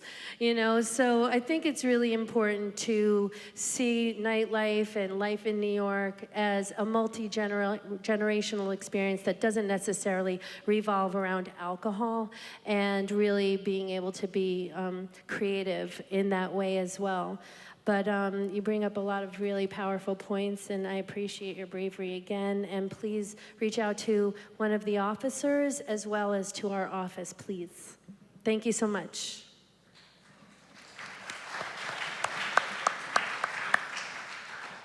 Good evening, everyone, and thanks for coming to our neighborhood, to our community, and thinking of our borough. I'm here tonight as a resident, and I don't think that I don't love businesses. I know for my community to thrive and grow, that business must exist. But when we have businesses that have no idea what it is to deal in a partnership with business and residents, then we have severe problems. And where I live, we have severe problems because the businesses that are licensed as bars have no respect for community and community living. I'm here tonight to ask the SLA, when you issue these bar licenses, please look at that 500-foot rule to see how it will impact on us as community, because without us, that nightlife won't exist. Thanks. Thank you so much.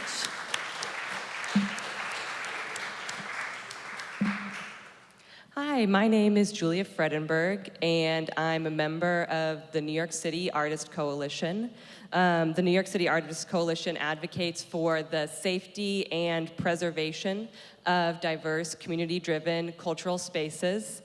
I have heard over and over again from our members who are small community-run cultural spaces that one of the biggest issues that they face is simply navigating city bureaucracy. So we, as the Artist Coalition, have a fairly specific recommendation, and that's for the office to create a confidential cultural caseworker to help spaces navigate city bureaucracy. The confidential cultural caseworker should act as a case manager for community-driven spaces who have limited resources. They're kind of the bedrock of our communities, and they are not in position to pay expediters or lobbyists or these sorts of folks. The confidential cultural caseworker should be a connection between spaces and all relevant city agencies, like this great roster of folks that you have here today. Like, what does it take to get a proper certificate of occupancy, or to be up to the fire code, or get a place of assembly permit? The confidential cultural caseworker should provide this kind of clear pathway to legality. I also ask that this staff member or part of the office have a publicly accessible phone number, email address, and social media account so that they can be responsive to these spaces that they're kind of legislated to help.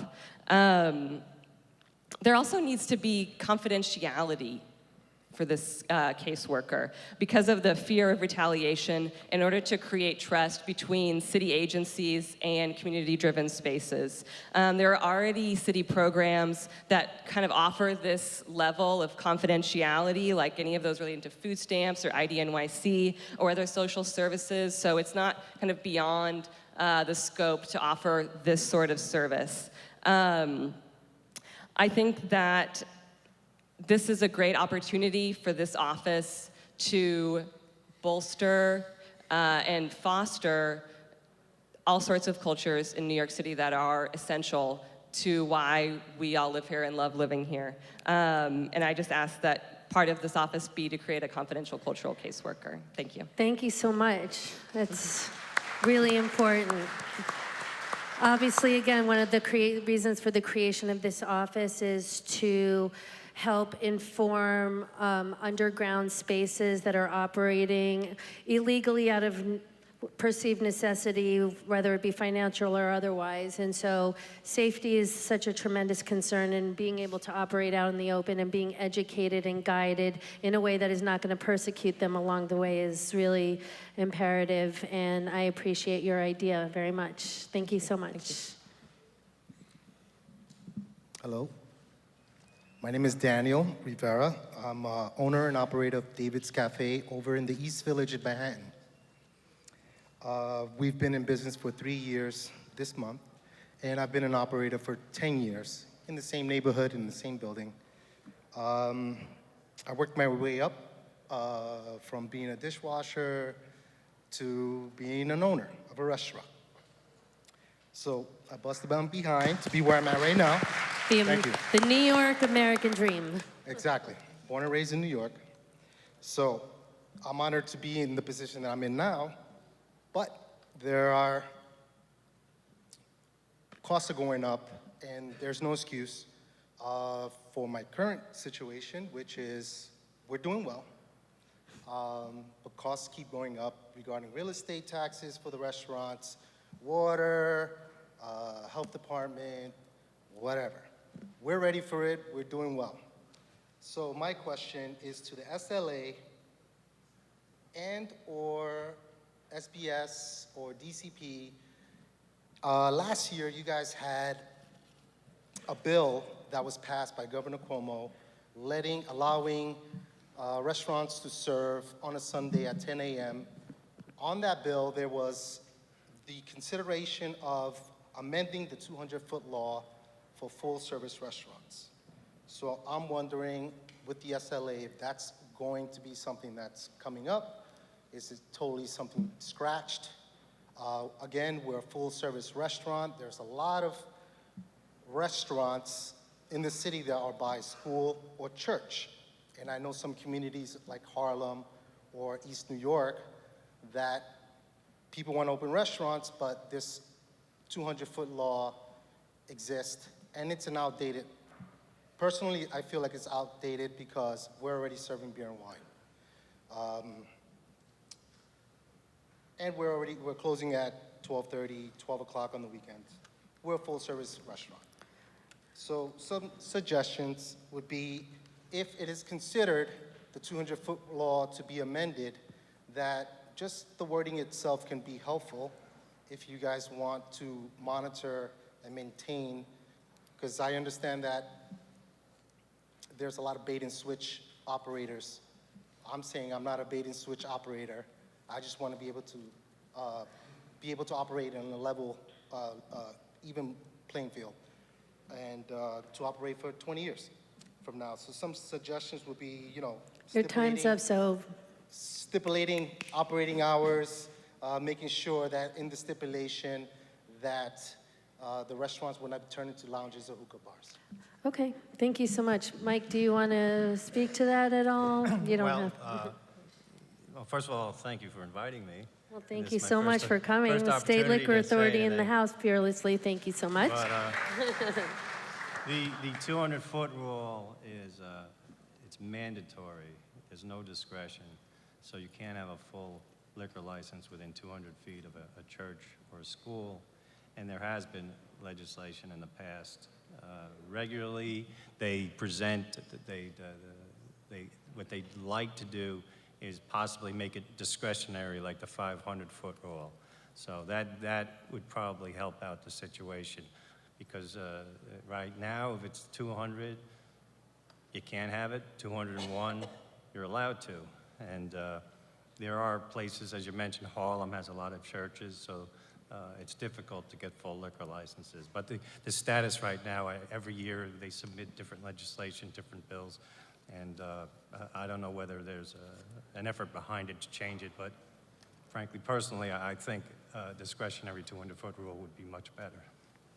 All right, well, that's a real answer, and it's a conversation that we can continue. And thank you so much for bringing it up.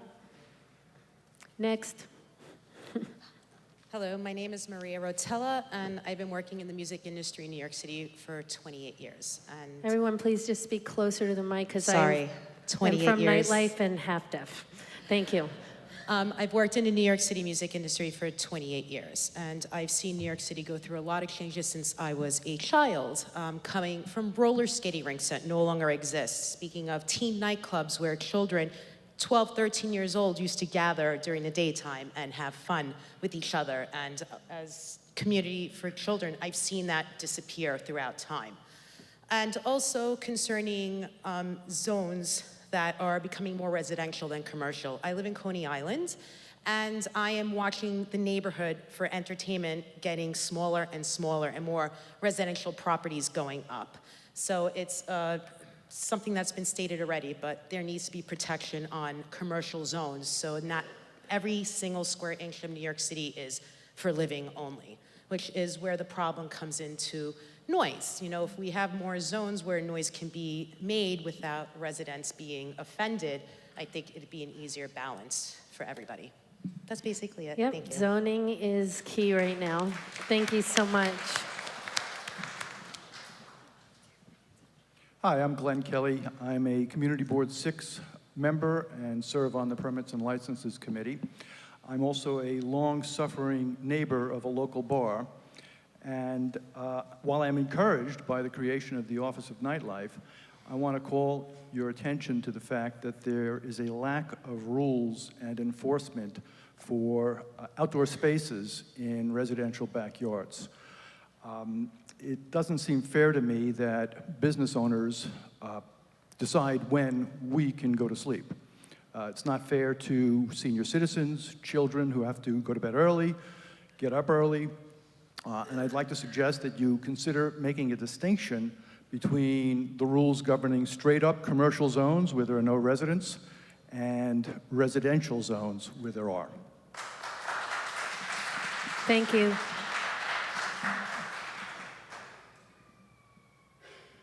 Hi, I'm Isaac. I'm a huge supporter of the DIY music community here in Brooklyn and abroad. I've had some of my best experiences at shows around Brooklyn, and I've seen a lot of venues go down year after year, and it's very saddening. I think when the Ghost Ship fire happened in Oakland, that really struck a chord in me and was quite discerning, and because I could see myself at a show like that. I've been in spaces that weren't operating legally, and so that really freaked me out. How can the fire department, how can the DOB work with some of these spaces to maybe be a liaison and help them understand the code, because it gets quite confusing. Can there be some sort of liaison between those groups to help them figure out how to make the space legal, structurally sound in that sense? I mean, I think the answer to that is yes. I think it's extremely important, I think, to every single agency here and everyone out there that creative underground spaces are safe and legal and that people can get out. And I mean, you have to have a sense of safety and security to have a sense of freedom and enjoy yourself and to let go, right? You don't want to constantly look how to get out of a place. It's like not a cool way to party. So I think the Office of Nightlife and the multi-city agency effort to educate a pathway to legality and legitimacy is definitely a top priority. And you know, the underground is where a lot of culture happens, and it all bubbles up from there, and we have to make sure that it can thrive and that it's safe and that it has space and that it's not afraid to be that. So thank you for bringing it up again. We've heard it. Can I Good call evening. the next? Oops, sorry. Good evening, good people. Good evening. And congratulations to your first tour, your listening tour. Congratulations. Thank you so much. You're welcome. I am Aura Dynamo Fox. I'm representing my husband, Trevor Fox, and we are a classic dance disco mobile party and event and lighting company, which is an ode to the great tunes of disco of yesteryear. That's what we do. Our concerns center around venue spaces, whether it's venue halls or actual dance clubs creating classic dance disco events with the venues. For mature adults, the demographic is predominantly 35 to 64 years and older from all walks of life. We have received major apprehension and rejections for securing spaces from venues that clearly advertise they can host parties and events in their establishments. These venues advertise on things like Peerspace and all of those other online websites where we go to fish for them. And once we've proven what we do, who we are, who our constituents are, we are still met with apprehensions and various reasons of denial of, oh, well, we don't do those kinds of parties. We're doing weddings, but isn't a wedding a party? Oh, we deal with business, but isn't business functions? We actually do Christmas parties for businesses. So, it shouldn't take 13 email exchanges just to secure something from someone who clearly advertised on a website that they accept these kinds of parties. Secondly, my question to that is, eventually, will there be a board that investigates those kinds of discriminatory complaints, ageism complaints? Will there be a board that will address that? Also, there's another follow-up question, or not even a follow-up, but a concern, bar guarantees. Bar guarantees is a very heady thing for people like us who throw events. I'm aware of house expenses, the rent, the staffing for club owners, and that's a big issue. I'm aware of the real estate issues, as well as residency pushback that the club owners experience. However, we, as once again, the mobile event DJs who go out and patronize these events, we go out and put on events for these clubs. I think we Right. hear you, Right. and it's time's up, but I gather the issue of diversity, discrimination, ageism, using minimum wages as a potential block to be able to host. So I hear what you're saying, and I think, there's been a lot of, not just here tonight, but in general, there's obviously issues in regards to entry of venues, booking venues, diversity, discrimination. It is not lost upon this office. It is not lost upon this city. And I can say confidently that the Office of Nightlife will have a space to examine that and to be able to bring it to light as you have tonight, because by doing that, by bringing it to light, talking about it, and having policies and a way to approach and educate venues, sometimes they don't even realize they're doing it, sometimes they do, but it needs to be brought to light and to be educated. And so thank you for sharing that with us. Please do. Please do. Thank you. Okay, I'd like to call the next 5 speakers. To the left side, Monica Matthews, David Fine, Dana Ratcham, Marva Babel, and Matt Leitash.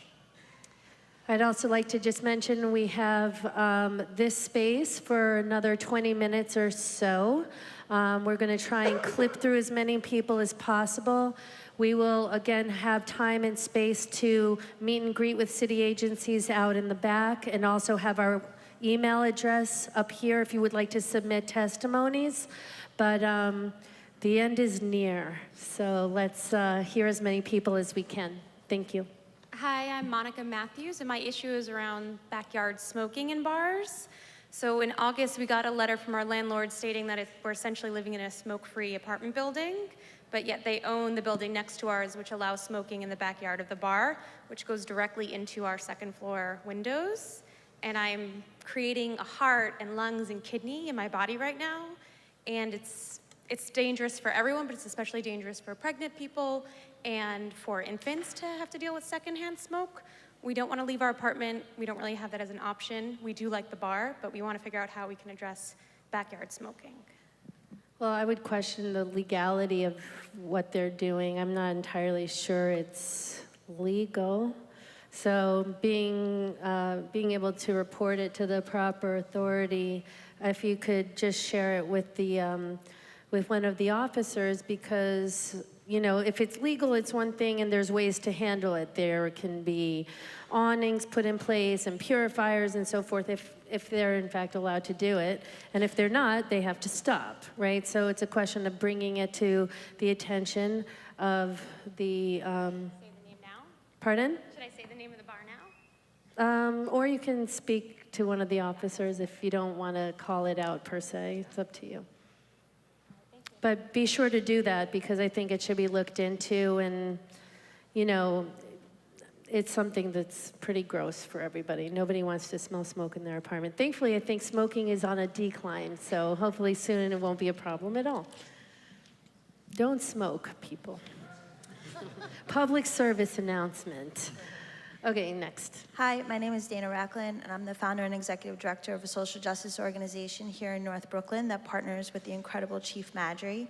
And prior to doing that, I'm on the community board, but I've always been involved in the community. And with Dave Rosen, who's on your committee or board or something, we started this thing called Outsmart BK, which was a collaboration between community members and residents, non-for-profits and bars, and the police department to give residents and community members and bars access to education and things that they need. So like somebody was talking about sexual assault. Yesterday in the command that I live in, a sexual assault was reported on one of our Facebook pages, but not to the police because she didn't feel comfortable doing that. In prior times, we had Outsmart BK, which the bars were hosting, and we brought in organizations like Holla Back, and we were giving trainings to bar owners and the staff there. Cyclists is a huge issue for the police department, all these different public safety issues. And this was before NCOs, we were bringing in community officers and patrol officers with organizations that understood those problems and were informally training both officers and community members. And this was on the backs of the bar owners who really took that role seriously, not just for their employees, but also their clients, their customers. And I just would encourage you guys to look in how you could support community models like that, because those closest to the problem are closest to the solution. We know what our communities need, but most of all, they need support from organizations and agencies like this one here. And that also comes financially, right? Like how we were getting people to come out. Designers were doing stuff for free, and we were creating Instagram accounts. Like, that stuff cost money, but it was effective, and it was the messaging that you all looked for. So Dave Rosen, Felice Kirby, they are the model for how communities can work together and truly be an ecosystem. Thank you so much. Well, as you know, David Rosen is on our advisory board, and in large part because of what he has managed to accomplish as a bridge between industry, community, and city agencies. And the establishment of the Office of Nightlife is to be able to recognize efforts that are working in that way and to be able to amplify them citywide. So without a doubt, and even when I met David months and months ago before I was even certain I would have this position, or when I think I did know I was gonna have it, we talked about that, and it's a spectacular model, and I know there's a lot that the Office of Nightlife can borrow to replicate and magnify it citywide. So thank you so much for everything. Hi, thank you very much for being here, and everybody else who has already spoke today. I'm coming here as a representative of an employee of the nightlife. I've been an employee worker in the nightlife for about 25 years. And most of the people I know who work in nightlife have likewise been working in the field for that long. So I was hoping to see, ways in which that you could help promote the workers in the industry. But the two mentions tonight that I heard about us was that we are unskilled workers and that we need workforce training. So while I definitely support— Could you say those two last things? You're what? That we are unskilled workers and that we need workforce training. And I support very much new people coming into the industry, and I support workforce training, but we need much, much more than that. On the workforce, we're often subject to issues like erratic scheduling, inconsistent wages, short shifts, long shifts, no time to sleep, unsafe work sites, issues regarding family planning, etc. So, you know, I've been in the industry 25 years. I'm 40 years old now.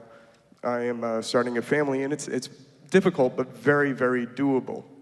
And I worry about the young people coming into the industry who don't know that it's doable.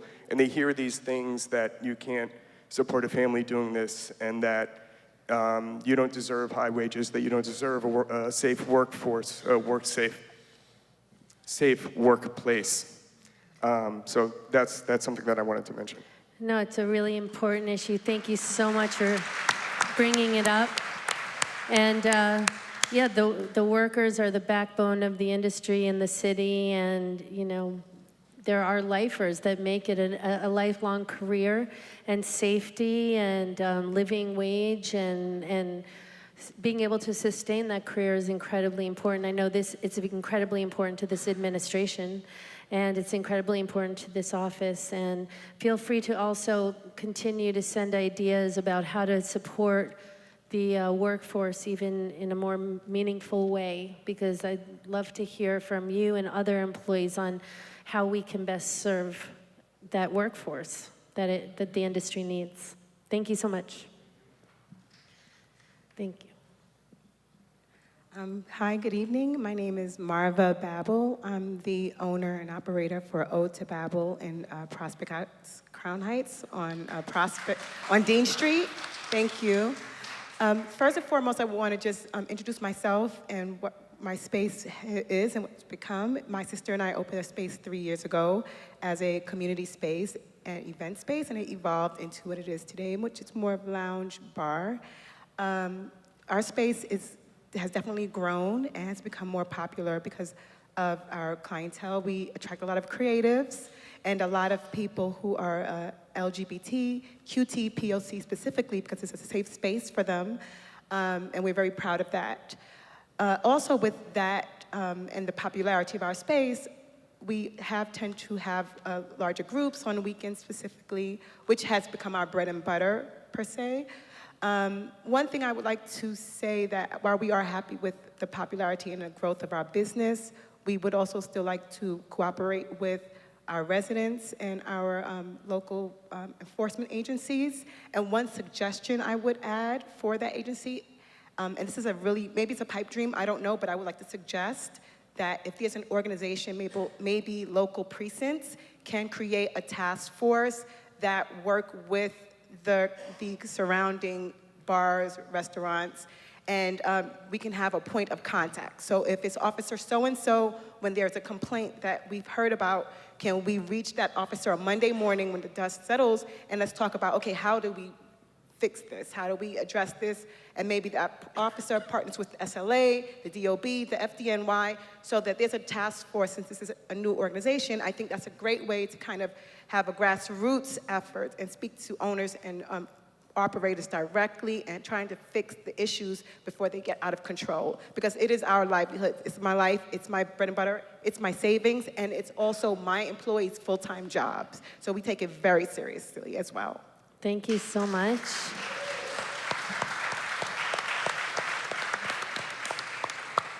I know that there are regular meetings that the NCO officers, where there are opportunities to meet officers on a regular basis, so. Yeah, I mean, 100%, man, like you hit the words right on the head. The word grassroots, that basically describes what a precinct community council event is. It has been for decades. Those are the monthly meetings that are chaired by the precinct commander to talk about, unique issues concerning each and every community. But on top of that now, as we complete our rollout of the neighborhood policing model citywide, which completes this month, each and every community, each neighborhood throughout New York City has dedicated neighborhood coordination officers to each and every block throughout New York City. So what you need to find out is what neighborhood coordination officers are assigned to your particular residence, bar, church, school, because they hold local build-a-block meetings, which are the truly innovative, real grassroots, where it's not a precinct captain, it's not one of these good inspectors chairing a meeting, it's the 2 cops on the beat who are specially trained, who have one mission, basically improve quality of life and solve problems for everybody in that community. And that's their function, these two guys, the neighborhood coordination officer. So you have to develop relationships with them. They're specifically trained, they're dedicated, they have dedicated phone numbers, emails, and they want to solve problems. That's their main function and their only function, man. Thank you, Chief. And also, we all know, like, as an owner-operator, it is a multi-agency experience. You're dealing with the police and every single one of these agencies. And at times, if you don't already have an established relationship, it can be confusing as to how to reach out to them, who to reach out to.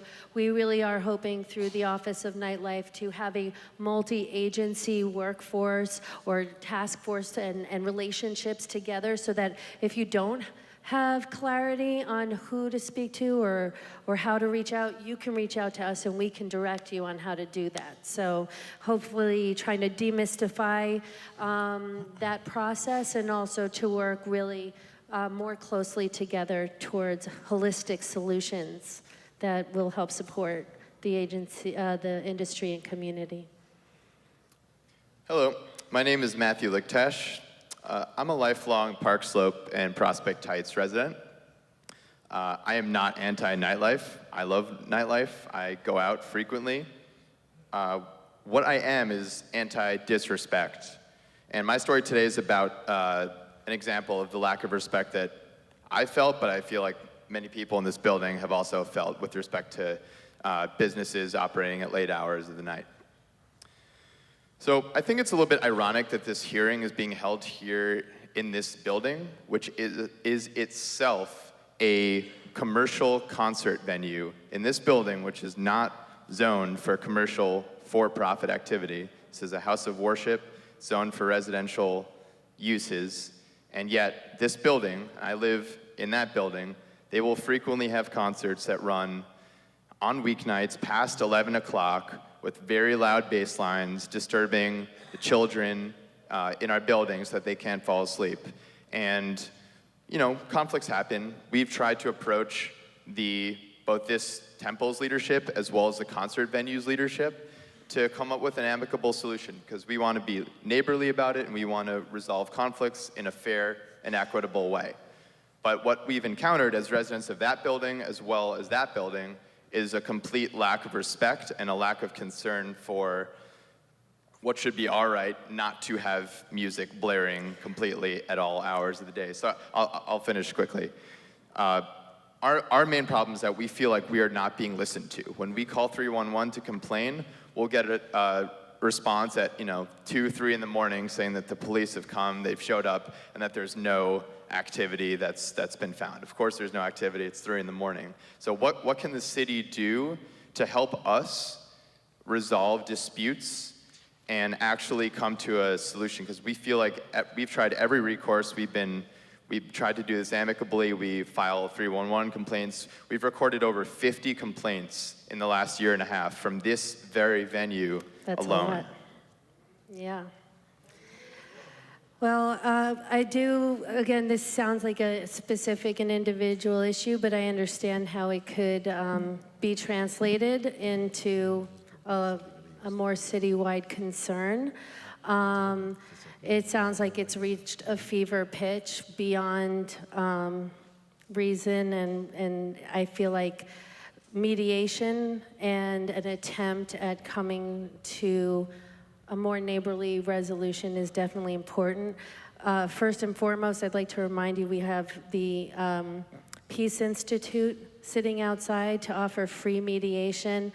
I think communication is really important. To call a city agency many times when someone is next door, I think trying to create a bridge and direct communication is probably going to be the best way to resolve this, and maybe dispel some misunderstandings that perhaps about what's going on here and elsewhere. But yeah, the complaint system and being able to feel heard and to have resolution, there are voids in that communication and resolution, and the Office of Nightlife hopes to fill the voids with outreach and education and support and mediation in order to allow businesses to be educated to do better and to be able to survive and to be good neighbors, and to have neighbors also be good neighbors to venues. Are we done with our cards? I would like to just make a call. Okay, this is why we're asking, and I.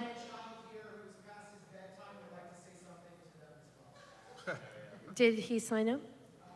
What? 8:20? I cannot hear you. Okay, we'll call 8 more people, and we are running very, very close to our end time of 8:30. Okay, Yeah. please come forward, sir. Thank you. I just want to make sure that we make sure that the Please come forward, residents have a chance to speak. It's been quite a surprise to have such an overwhelming amount of industry. It's actually wonderful to hear from the industry, and we also want to be sure that we hear from community as well. And thank goodness we have 4 more meetings after this, so I'm sure we'll be hearing from everybody. All right, little man, let's hear it. So, hi, my name is Deborah, and Hello. I'm a resident of Park Slope. I live right next door, and this is my son, Samuele, who's 9 years old. And to just take on a little bit one of the other speakers was describing to you this evening, and my question, and then we'll give you an example. My question to all of you, really, on the board, is how can you enforce the legality of nightlife? And as I said, to take it a little bit further with someone who just spoke, we're standing in a nightclub that's illegal. It's not zoned for a nightclub, and they don't have a proper certificate of occupancy. I don't know about a liquor license, but and beyond all of that, the neighborliness, it hasn't been soundproofed, and we're all sitting in this hall, and it can be taken into other venues as well. I'm sure other people talked about how they were really annoyed with the sound, sound and late night activity, which is bothering residential areas. But you see the stained glass here that's open. It opens to our bedrooms, and my son is going to tell you what it's like to sleep in that bedroom, literally on the 2nd floor up there, with these stained glass windows open, and a rock concert happening here with a full hall, and they're not zoned for it. So we've tried for years. We've complained to a variety of the departments. We do have over 50+ complaints this past year with 311. The DEP's contacted many people in our building multiple times. Help us. And anyway, more importantly, my son would like to say something. Hi, my name is Sam. I live there through the window. And when they have concerts here, I hear everything and I can't sleep and then I cry. Sorry to hear that. I mean, I understand this is a very personal. Good job, by the way. That was very brave. Good job. That's for you. I don't think it's personal, because I'm sure this happens in other parts of the city. And the question is, what are you guys, how can you help the residents when there is a nightclub activity to ensure that the establishment is taking all the precautions, legal precautions, that they have a proper certificate of occupancy, et cetera, and that they've soundproof if it's loud? Well, obviously legality is essential, and quality of life is essential, and it's important that everyone be able to coexist in a meaningful and harmonious way. I would question also if you have spoken often and recently with the proprietors here. It's not necessarily something that we would like to spend everyone's time on here, but I think after the fact, I think that just because I've been here for a few hours, I don't really know the full depth of the situation, but I think this is an opportunity of communication and being able to hear both sides and try to come to an understanding of perhaps what they have planned.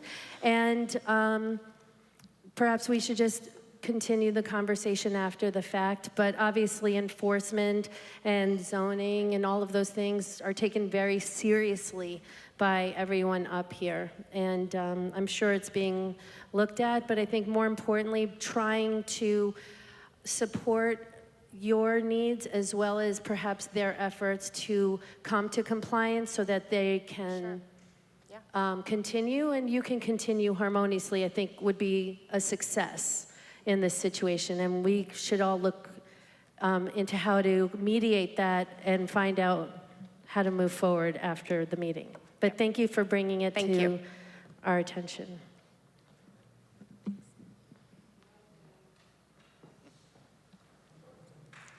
Now you can go to sleep. Thank you for coming. Good evening. My name is Celia Bellin. Along with my sons, I'm the proud owner of Suede Restaurant and Caribbean Social. I have a couple of questions and just some comments. First, I'd like to know, what was the criteria for selecting people for the advisory board? Is it going to be a rotational thing? And how long are you going to, will you sit on this board?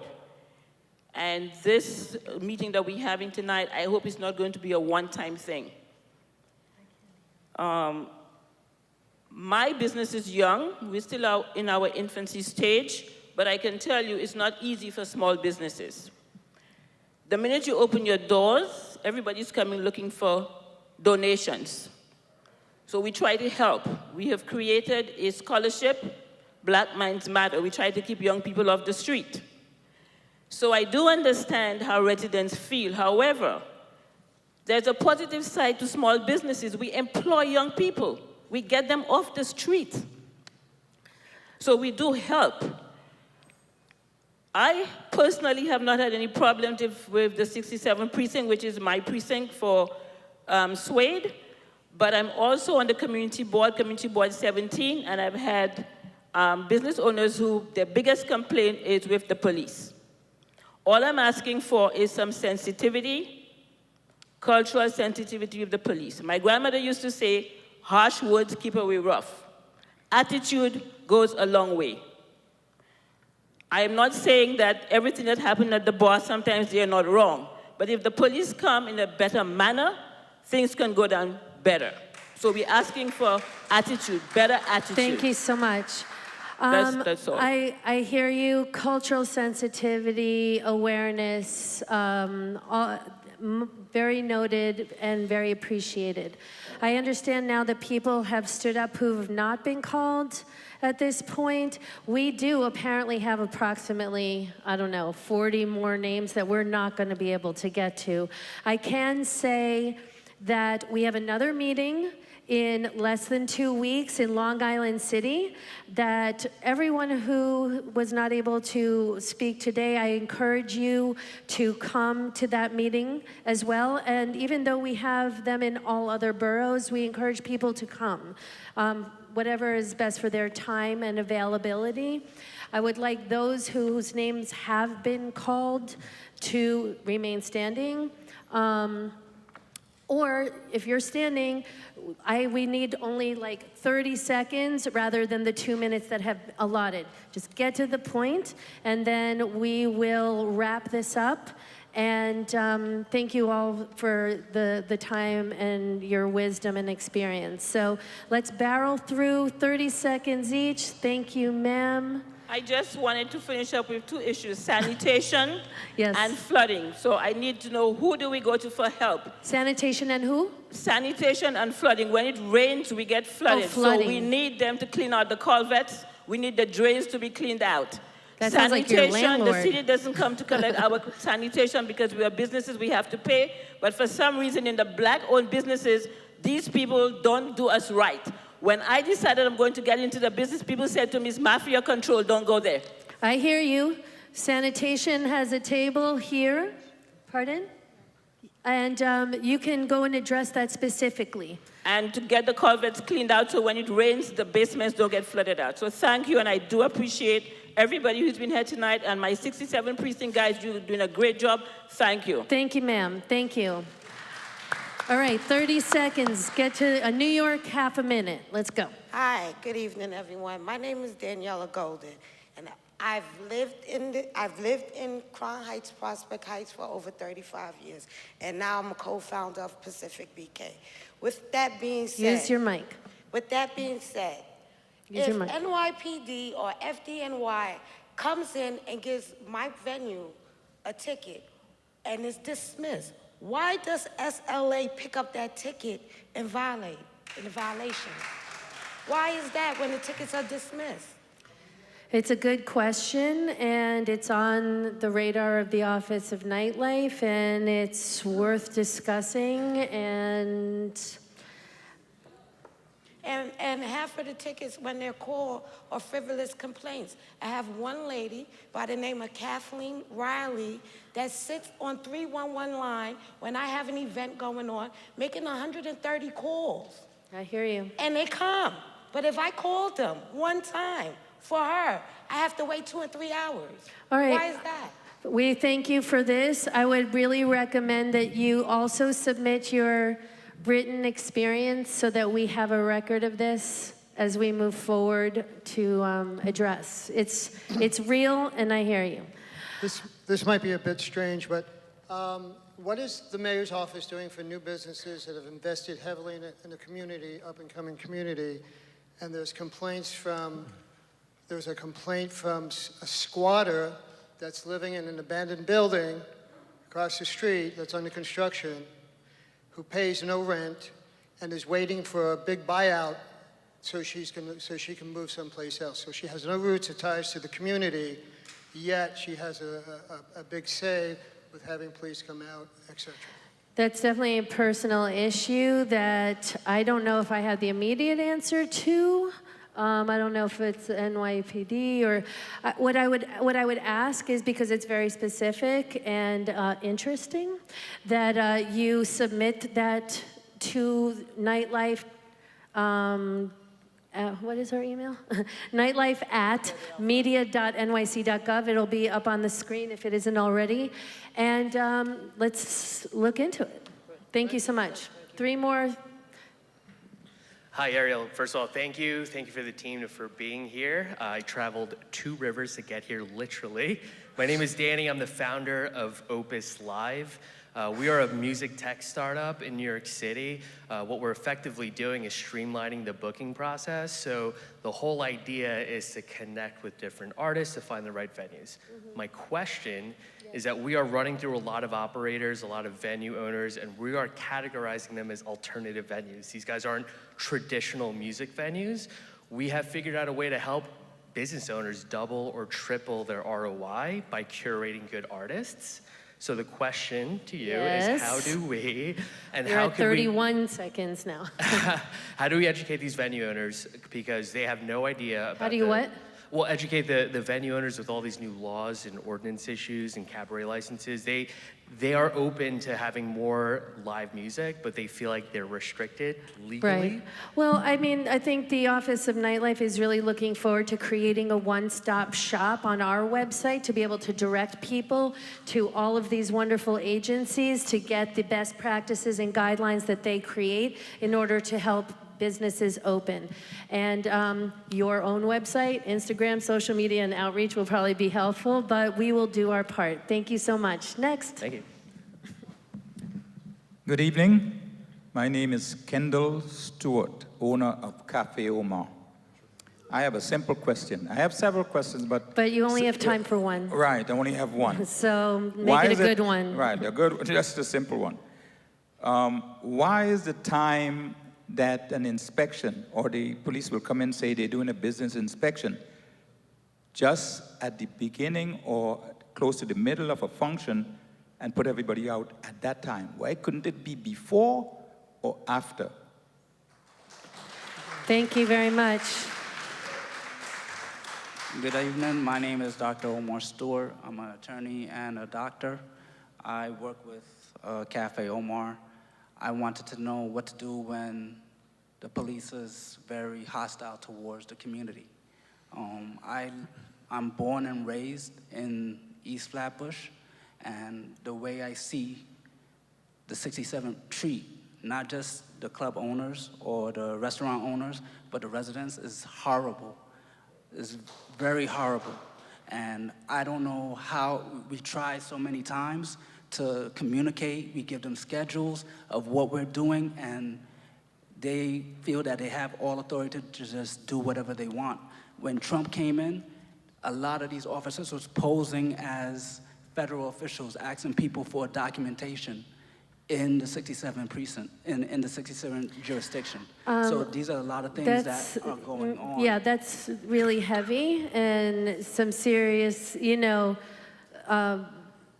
allegations and experiences that, and I'm not saying they're not true. What I'm saying is that you have an incredible opportunity here tonight with Chief Vega and other commanding officers in the House. I think in general, when it comes to police relations with community and hospitality, that there are a lot of opportunities at these monthly police precinct and community meetings, and with the establishment of the NCOs, which is a new... I know the NCO. His name is NCO Nelson. We give him schedules of everything. We try to communicate. And they take the same schedule that we give them and shut down our... Come and say, oh, well, you don't have a valid license, with the license there. Well, and I'm not the only person. I thought I I was the only person. Yeah. This is happening to so many other business owners in the community. So many. If it was just me, I'd say, okay, well, probably I did something wrong. But this is rampant, and because the precinct knows about it, and they're encouraging it, they're not doing anything to stop it. I would like to just stop you, because now we've gone over the time limit, but I do want to address what you're feeling and what you're experiencing, and I think the presence of the chief here as well as the other officers shows what I know is a willingness, openness, and sensitivity to improving community relations. They, I know, want to build stronger relationships. I think it's important, if you're experiencing this on any level, to go up as high as you can until you're heard. And we have the chief here, and we have the Office of Nightlife, and you should be reporting your experiences. And if there's any injustice in the industry or in the community, in diversity, sensitivity, LGBTQ, anything that is going on when it comes to social, racial injustice in this industry, our office wants to know about it, to shed light on it and correct it in every situation, always, because New York City is the most amazing, most diverse city in the world, and it is a place where people come to be themselves and be safe, and to be respected, and the Office of Nightlife respects that above all else. And I want you to feel heard tonight, and I want you to take the opportunity to speak with the officers and to let's make it better. So, all right. I thank you all so much for being here. This was the first one. I think it went really well. Thank you to all of the city and state agencies that sat with us. I hope you all felt heard tonight. I'm quite surprised at the lack of residents that have come to speak. I'm truly surprised, but I'm also extremely happy that the industry had an opportunity to be heard in a way they haven't been before. I presume that as the meetings continue, we will hear more diversity, and we will have a very similar, if not exact same panel. Take the opportunity to go and speak with the agencies that are seated outside to deal with your individual needs. Reach out to our office and spread the word about the next one, okay, which will be in Queens. Is our schedule there? There it is. I knew we were prepared. And again, reach out via email, call us, speak to our staff. And thank you so much for coming, New York. Thank you.